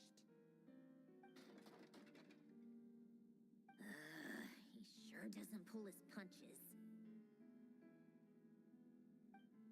Excuse me, do you need a hand? You can do me a favor by staying out of my way. Can't you see I'm busy? Wait a minute. I recognize that voice. Hello, Miss Sandrone. Father sent us over to help. Huh. How considerate of her. Hey, Fremine, get over here and help me fix this. Lenny, you do your thing. Just keep your sister away from my machines. Nearly every machine that cat girl touches ends up going haywire. Go put her on cleaning duty or something.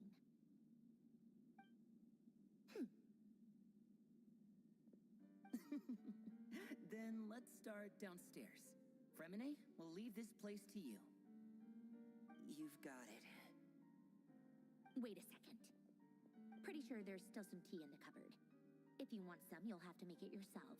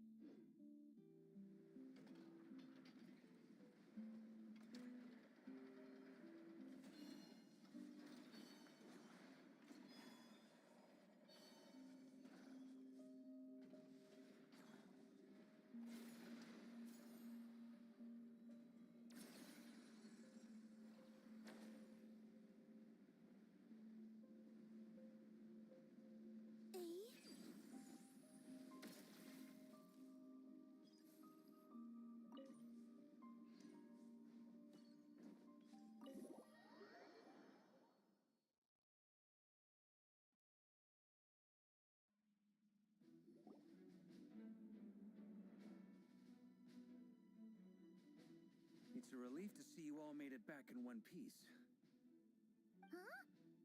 Feels like there's quite a few people missing. Where's Flint's and the others? And what about Neffer? I returned ahead of them. Flint is helping Aino and Anefa to set up the decoys and buy us some time. As for Miss Neffer... Boss is still wrapping things up on her end.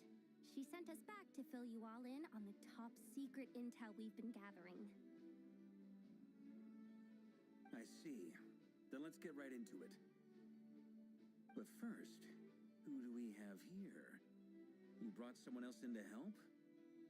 Greetings. I was invited here to help as a longtime tea party companion of Columbina's. You may call me Arlecchino. Surely it can't be. Those eyes. Oh, where have I seen them before? Wait, of course.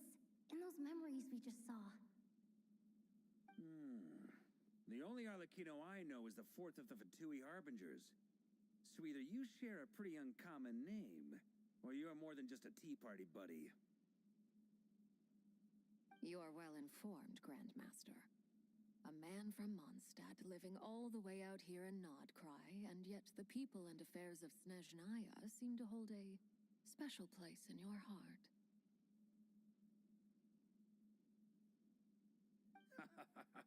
Oh, the feeling's mutual. Sounds like you know all about who I am, too. A Fatui harbinger. The atmosphere in here just got really tense. Guess we can't just start trusting Fatui harbingers, even at a time like this. I must admit, though, I'm a little curious. Seeing as the moon goddess no longer belongs to the Fatui, what makes you so willing to put your neck on the line here? Nor does Krai belong to Mondstadt, Mr. Varka. Yet still, you're fighting for it all the same. Things don't always have to have a tangible payoff. Sometimes, stopping things from spiraling out of control is a higher priority than chasing the spoils of victory. Of course, I can't say there's nothing in it for me at all. But that's between Columbina and myself. Forgive me. I don't mean to doubt you. It's just that the Fatui really have been the source of many of our troubles. We have our own way of doing things here in Krai. But ever since they arrived, the Fatui have treated us with nothing but hostility. I know there's been a lot of bad blood between us in the past. I've done my utmost to avoid friction whenever I could. But sometimes fundamental conflicts of interest simply can't be settled amicably. That's why I'm here solely in a personal capacity. This has nothing to do with the Fatui. As a gesture of good faith, I'll be frank. I can help Columbina track down the iridescent moon's marrow, which will help her restore more of her power. Anyway, what else is on the agenda? Let's begin. She says she'll be frank, then completely skips over the details. Looks like she doesn't want to give away too many secrets after all. But she clearly wants to change the subject. It'd be awkward if I tried to bring it up again now. Guess we'll just have to go along with it. She's the fourth of the Fatui harbingers after all. One look and you can tell she's not someone you'd want to mess with.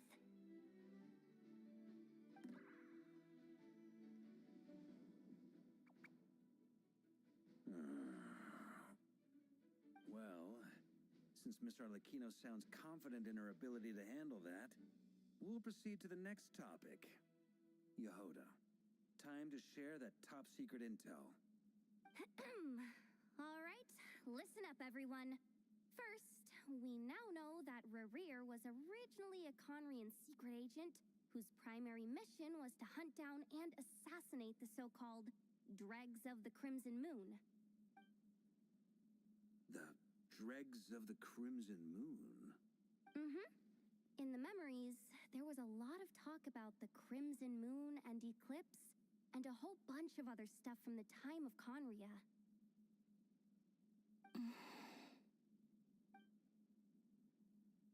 To my knowledge, those were the names of two different Conrian dynasties. Long, long ago, it is said that the people of Conria worshipped the Crimson Moon, drawing a mysterious power from its reflection. But one day, a coup saw the Crimson Moon eclipsed, hence the name of the new dynasty that replaced it, and how it became the new emblem of Conria. Still, long after the Crimson Moon dynasty had fallen, the last ruler of the Eclipse dynasty, the Vinster King, still coveted the secrets it left behind.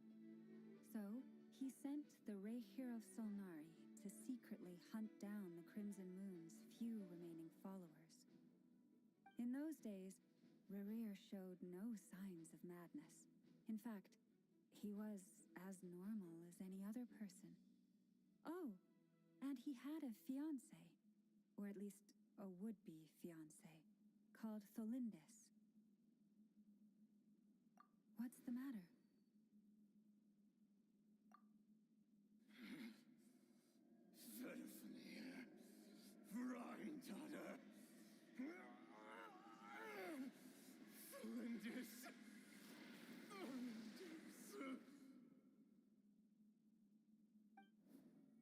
Interesting.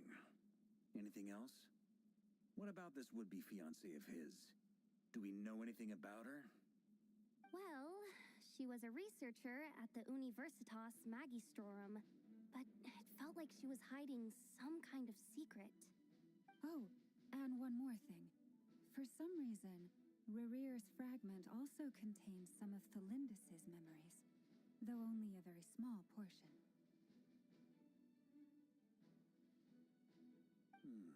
Well, no shortage of potential leads, I'll give you that.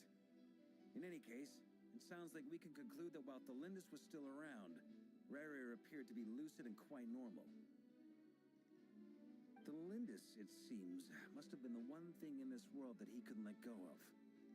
Tell me, though, were these pure-blood Conorians we're talking about here? Why do you need to know that? Hold on. If she was a pure-blood Conrian... Oh yeah! Just like how it was with the captain. If we could somehow find her, do you think there's any chance Rerear might regain some of his sanity? It's possible, but it would take a miracle. We can't pin all our hopes on that. That merchant who Nefer knows, Dori Sangama Bay. Maybe we could hire her to look into it. All right, then. Let's keep working in our separate teams. Traveler, Paimon, Kutar, and Miss Arlecchino will go look for the iridescent moon's marrow.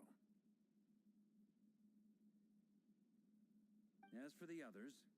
On the way over here, I noticed that the Wild Hunt monsters had grown even more frenzied in their search for Kutar. At this rate, the people living here will be in grave danger too. So I'm thinking of gathering together some of our followers to go wipe them out. I'll head back to the curatorium and meet up with the boss. Feels good knowing we've all got something to be getting on with. Given that the Wild Hunt has been a lot more active lately, the Lightkeepers have likely begun their own operations too. If that is the case, someone will need to pass the news on to Flint's. I'll hold the fort for now, then discuss our next move with Flint's, Ino, and Anefa when they get back. All right then. Well, the clock's ticking. If that's everything, we'll be on our way. We'd better get moving too. We'll try to buy you as much time as we can.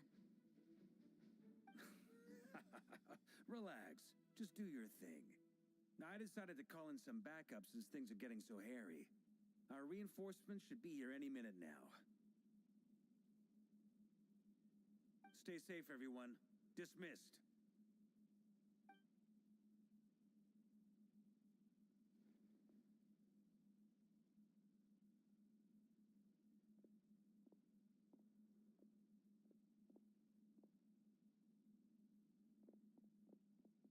We're back.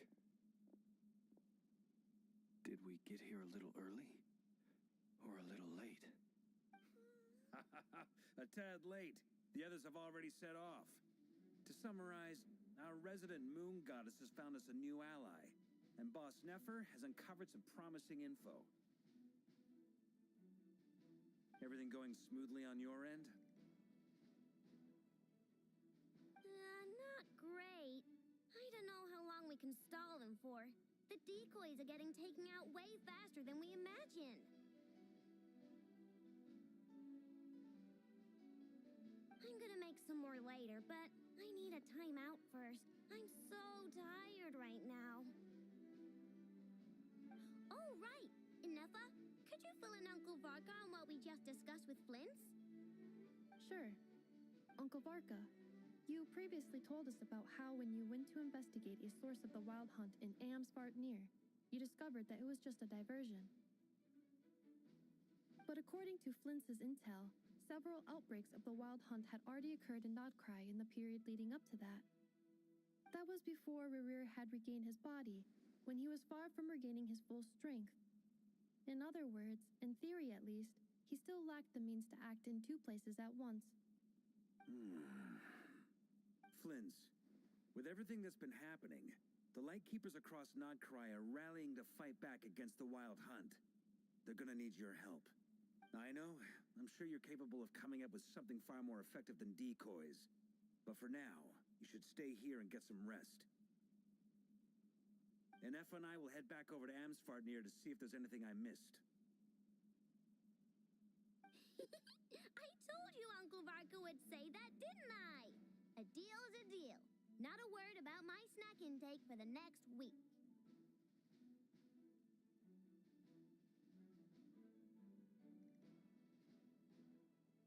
Database updated. Reliability of Aino's predictions increased. What does that mean? They were betting on how you'd respond after hearing their intel. It's the obvious choice, isn't it? That's hardly worth betting on. We already decided that Anefa should go investigate the situation over at Amsfartnir on her own. You might as well stay here and keep watch. Someone needs to hang back and oversee our strategy meetings. And besides, you still haven't fully recovered from ambushing Rerir. So I've ended up with the easiest assignment. Well, I appreciate it, everyone. See you when you get back.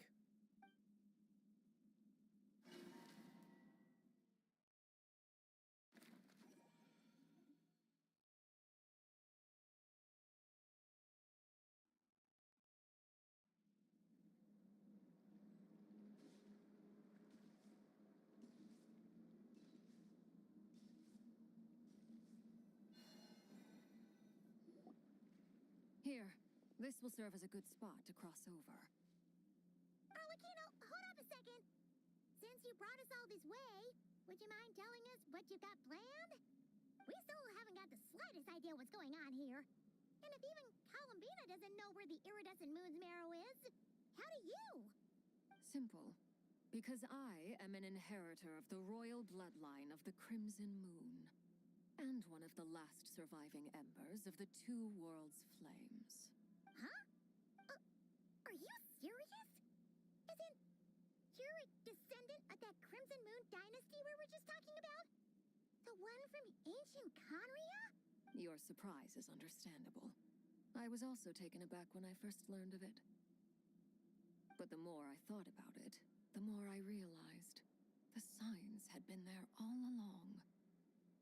When I was young, I discovered I could wield a very special kind of fire. It coursed like blood through my veins and smoldered away inside my nerves. What's more, whenever I experienced strong bursts of emotion or drew too deeply on this power, it was like some kind of presence within the fire would begin to gnaw away at me. Exactly. That is why my hands are like this, too. At first, I saw it only as a curse, but once I became a harbinger, the jester apprised me of the truth. Together with my own investigations, over the past few years, there are several things that I have gradually come to understand. For instance, take the so-called Crimson Moon. In truth, it is nothing more than the shattered remnants of the iridescent moon, fused with the abyss to prolong its lifespan. Since this blood flame was bestowed upon me by the Crimson Moon, it is a fusion of the iridescent moon's former power and the corruption of the abyss. You all understand the nature of the abyss well enough. I draw upon its power, and in return, it hungers for my soul. This strange blackness is the mark of corruption it has left behind. If I recall correctly, you once told me that if the corruption ever made it to your heart, you'd become a completely different person. Yes, and that's the reason I'm always careful not to push my power too far. It's essentially a never-ending tug of war. Oh, sounds intense. Anyway, the rest of my story can wait. Is there anything else about the Crimson Moon or the Iridescent Moon that you're unclear about? Paimon has a question. So, the Crimson Moon that the Karians used to worship was actually the Iridescent Moon, right? Which was one of the three Moon Sisters. Does that mean that the Karians were to the Crimson Moon as the Frost Moon Scions are to the Frost Moon? So much of that history has been lost. We have no way of knowing exactly what they were like.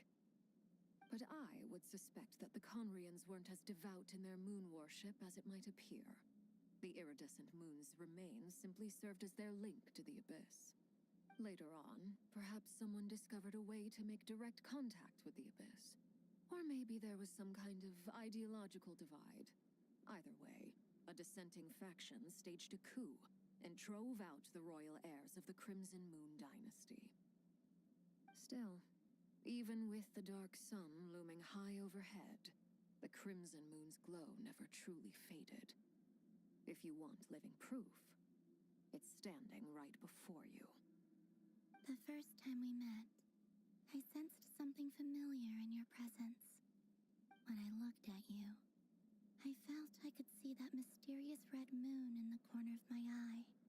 In your flames, I saw its broken image, surrounded by a strange black aura. Well, I appreciate that you kept it to yourself. Much about the Crimson Moon is still a mystery, and I'd prefer not to end up as the object of an insane research project. Anyway, time is against us here, so if there's any other questions, they'll have to wait. I just want to make sure I've got one thing straight. In her letter, Sandrone mentioned that since you are unable to contain the iridescent moon's marrow yourself, you intend to leave it in my custody, correct? That's right. For now, it's the only way I can pay you back for your help. The iridescent moon is already part of who you are, so with its marrow in your possession, you'll be even more powerful than before. Deal. Then let's get started. Get what started? What does this place have to do with the Crimson Moon?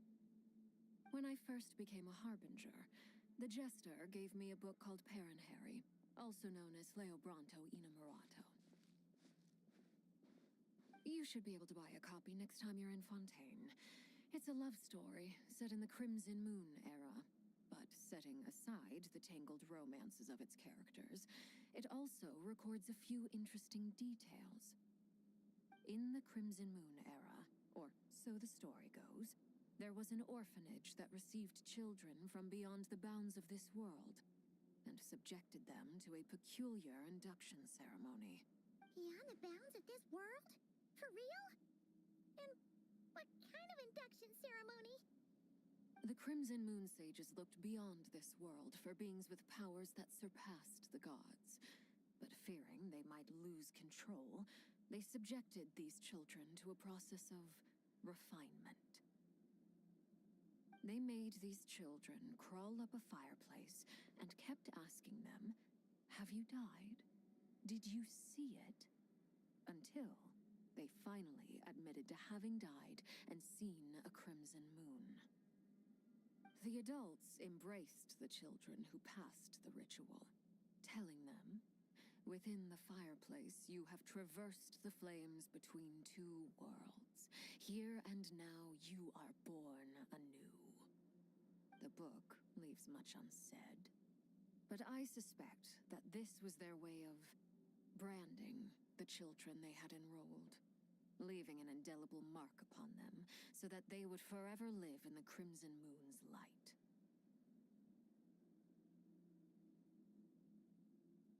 That explains why I can't sense the Crimson Moon's marrow in this world. It makes sense that it would be sealed in a special space that can only be accessed temporarily through some kind of ritual. But there's no fireplace here. Do you see a chimney anywhere? Oh, are we supposed to build it ourselves? That won't be necessary. The fireplace is purely symbolic. The key to the ritual is crossing the flames between two worlds. In other words, the flames that burn within me. Those burned away by such flames leave behind a kind of ghostly afterimage in the world. In the days of Conria, people believed they could be used to bridge the gap between the two worlds of life and death. In short, I can open a passage to that space for you. That's the easy part. The catch is I'll need to stay on this side to keep the passage open, so I won't be able to come with you. Once you're inside, you'll have to find your own way.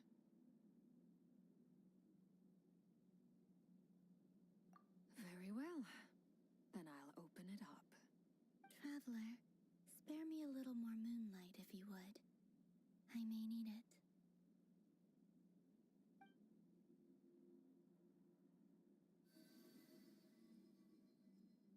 Thank you. I feel like I've recovered some of my strength now. It should be enough to move us across short distances and confront whatever dangers might await.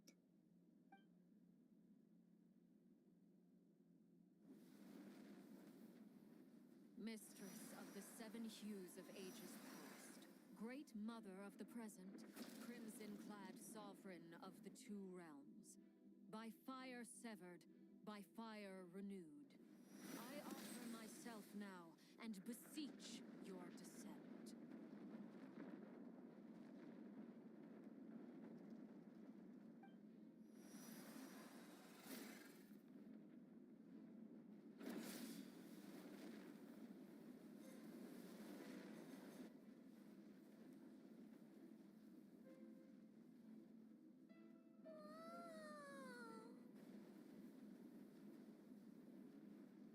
One word of advice as you're crossing over.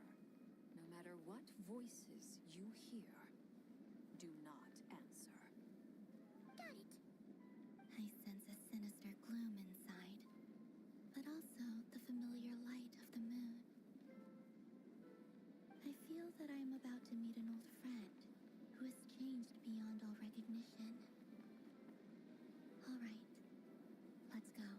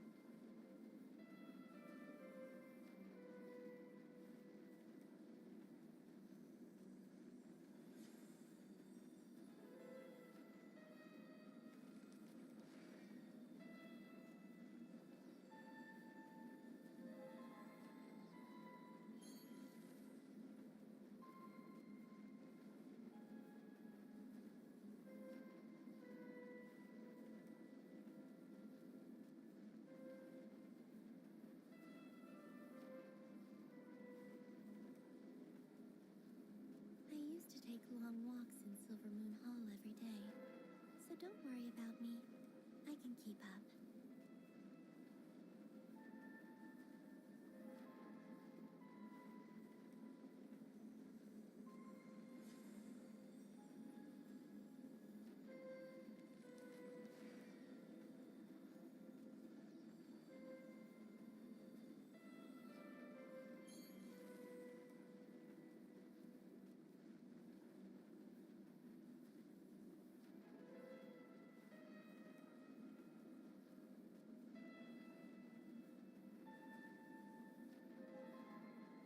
Would you like to go moon gazing?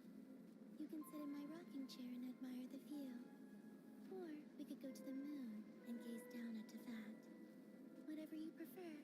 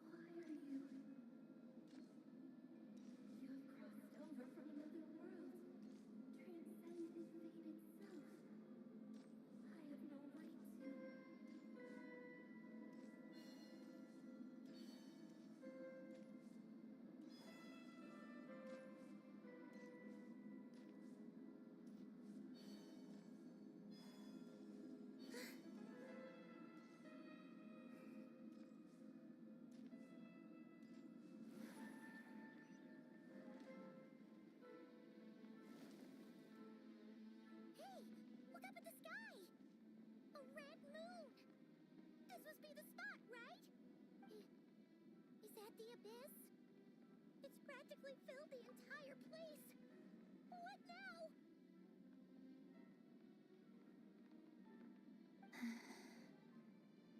What a tragic sight.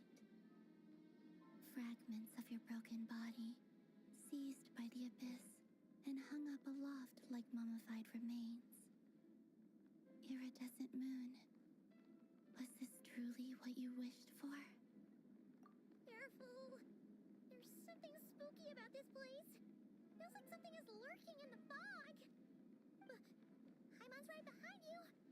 Whatever you do, don't run off without her.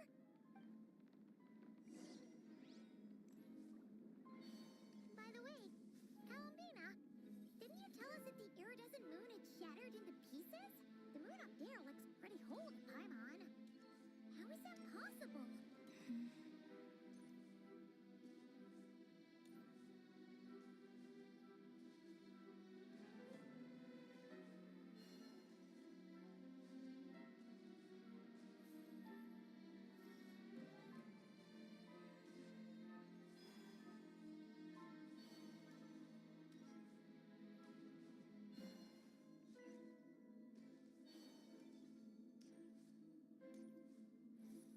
Just like I thought. It was only a facade.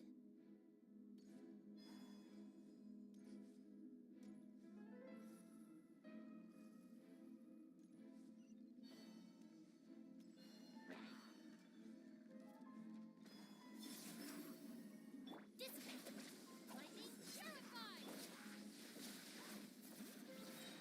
Minutes memory! Ah! Everyone hold hands! Yeah.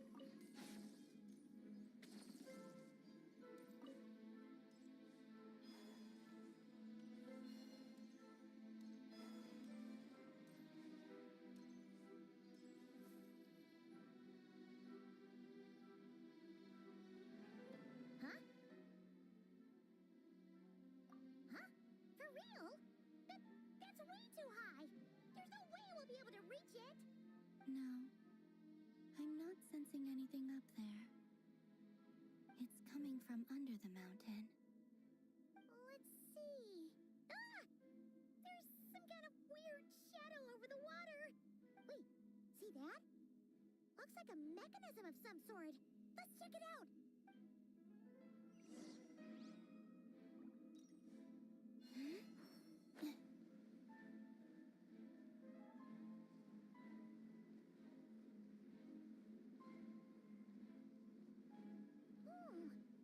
Looks like a device from the time of Krai.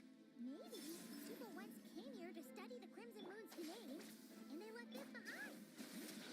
If we can activate it, we might find some clues.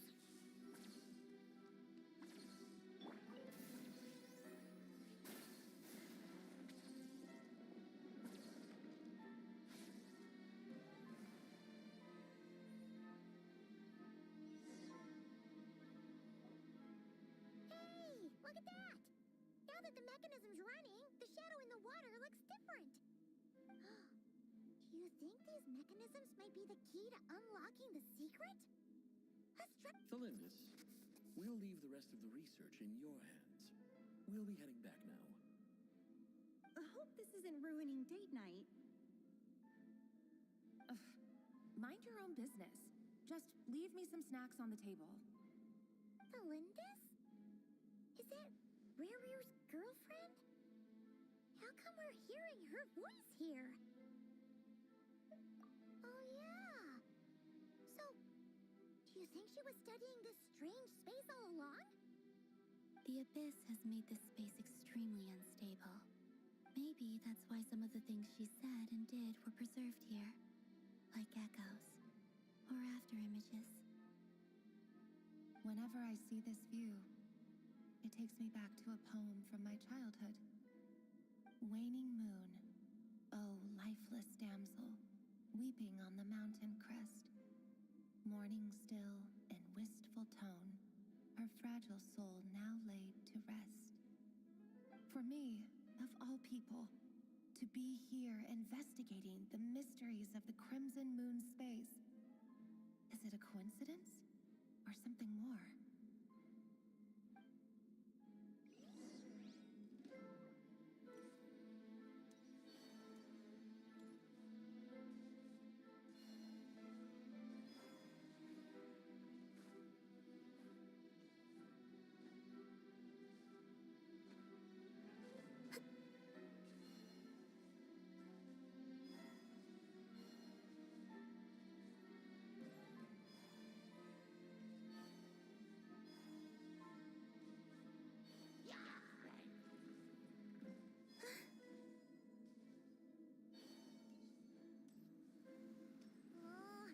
The abyss has messed up this mechanism.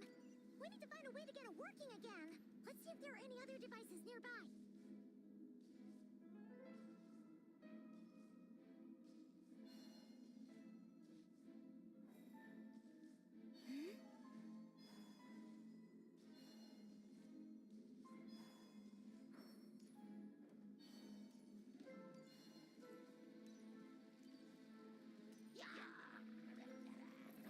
Search.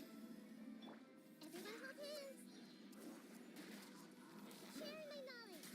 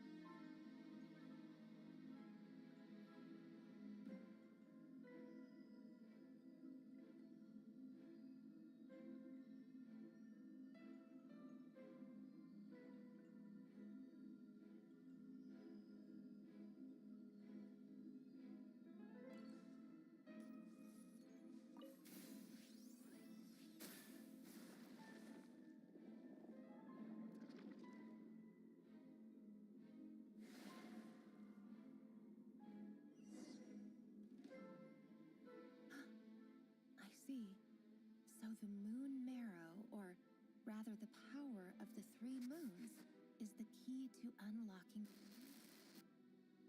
If it really does exist, then maybe this madness can finally be put to an end.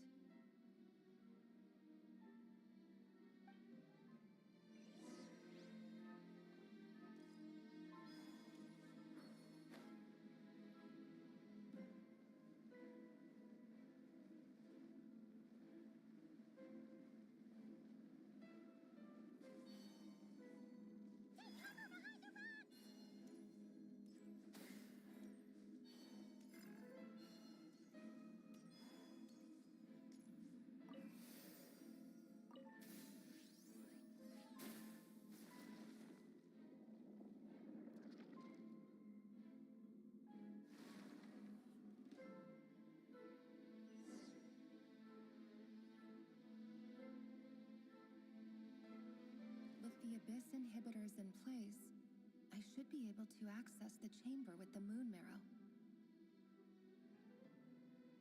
Oh, Revier, with every step you take, you're drifting further from what you truly desire.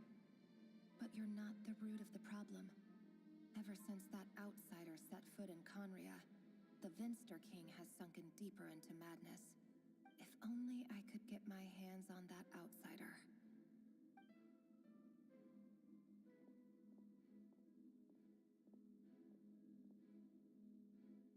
Hey, look! The moon's reflection is back to normal! Melindis' voice mentioned a chamber with the moon marrow. Do you think maybe it's hidden in the moon's reflection? It must be, for within it, I sense the fragile aura of a dying soul. Then there's no time to lose! Let's go!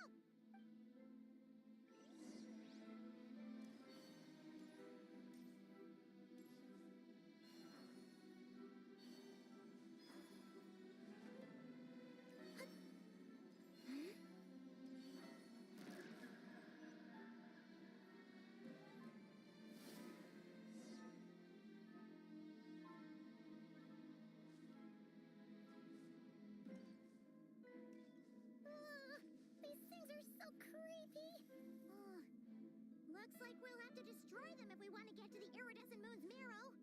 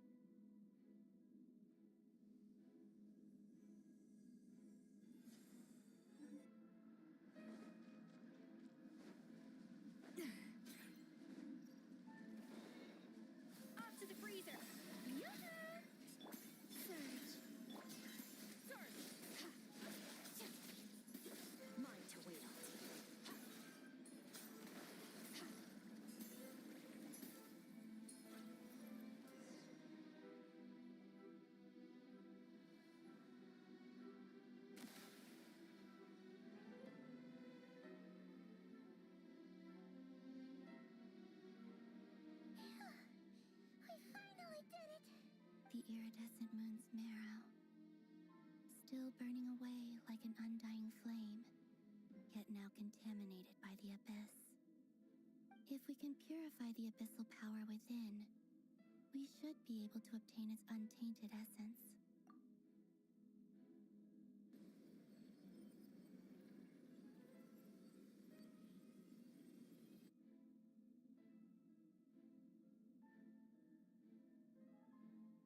It's so cold.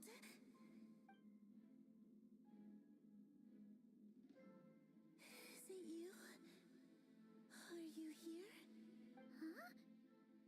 Are you talking to us? At long last, I can see you once more. Our fates have crossed, and I am finally free. I'm sorry, I lied to you.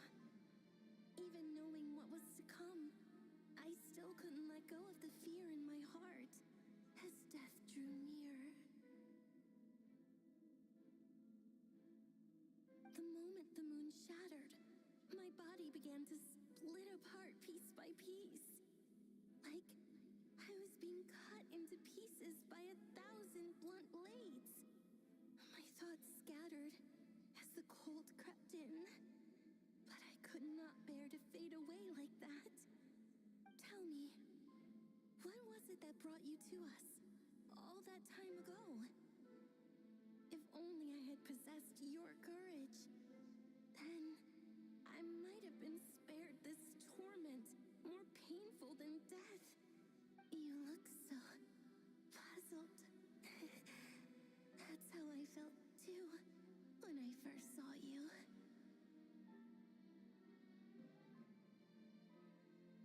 But trust me when I say that everything happens for a reason. Farewell, Hypo.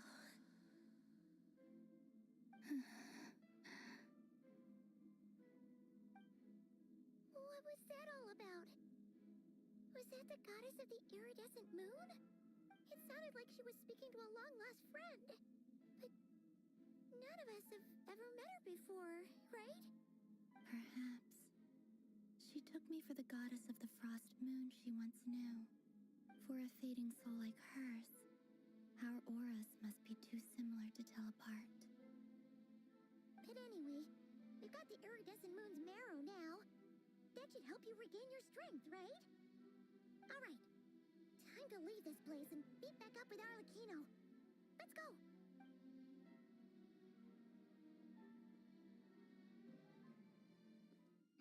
That's odd.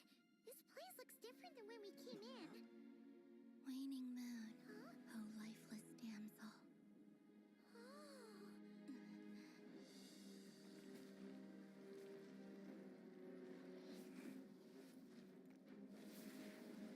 The place is collapsing!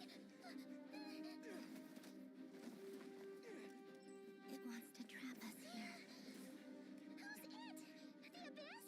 Now we've taken the moon marrow. All that's left here is a dark will. It will show us no mercy. Give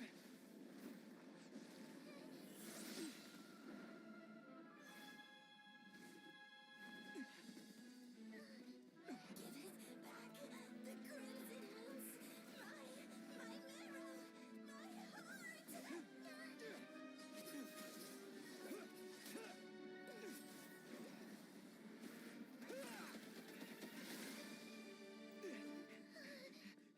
Finally!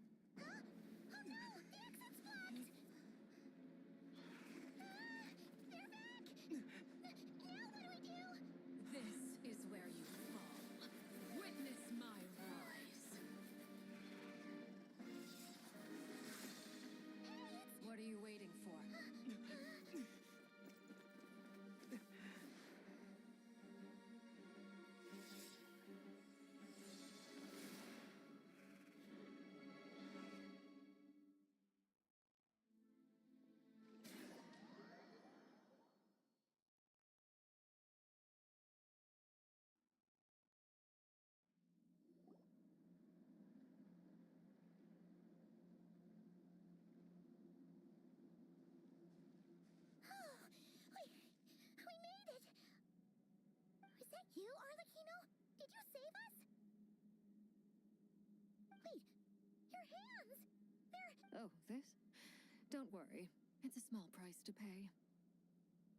The Abyss wanted to trap you inside, and I defied its will by bringing you out. No wonder it's a little angry.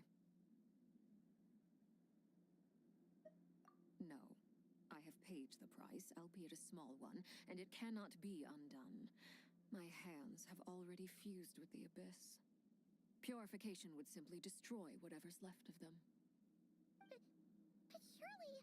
Oh, we're so sorry, Arlecchino. Paimon can't believe you'd make a sacrifice like this for us. As much as I'd like to call it a favor, the truth is I was simply holding up my end of the deal. Well, Columbina. Yes, you did your part. And as promised, I will leave the iridescent moon's marrow in your care. From this day forth, may the two worlds' flames burn ever more brightly.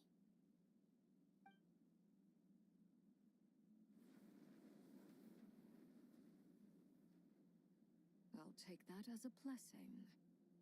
Now, Columbina, give me your hand. Accept this moonlight I offer in return.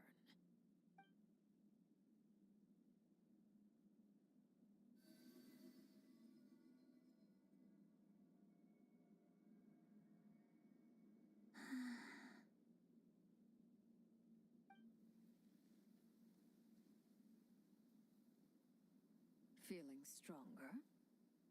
Hey, Columbina, are you okay? I'm fine. Our powers are a little at odds. That's all. By the Frost Moon's authority alone, wielding the power of the other moons was always going to be a stretch. Still, I think it's fair to say that your strength has returned, at least to the level it was at as Third Harbinger. It's still not enough. There's no way I can hope to challenge Rayrier like this. Just one more ray of moonlight, if you would. It's okay. I can take it.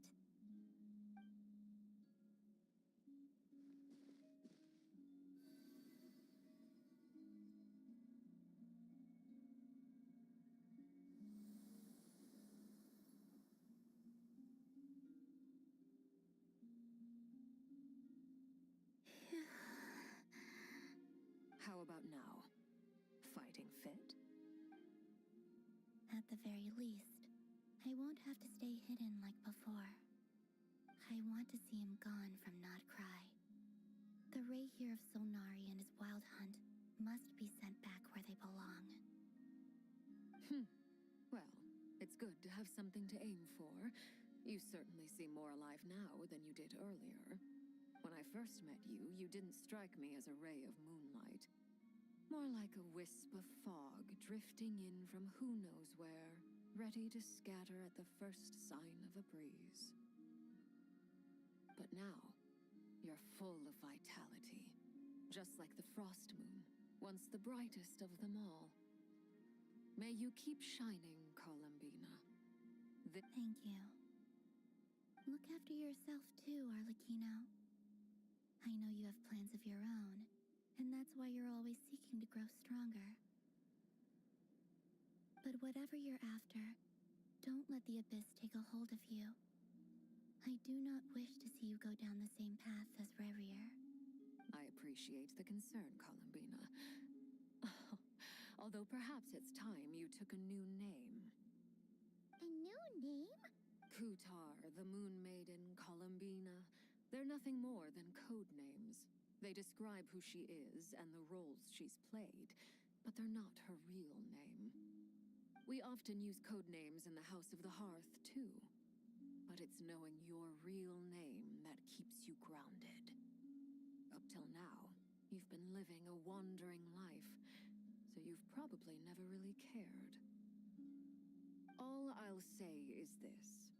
Once you've defeated Rayrier, give it some thought. All right, that's it from me. I'll get you back safely first, then go meet up with Sandrone. You're the best. I appreciate the gesture. It speaks to your good character. Anyway, let's get going. There are more urgent things to do right now than trade compliments.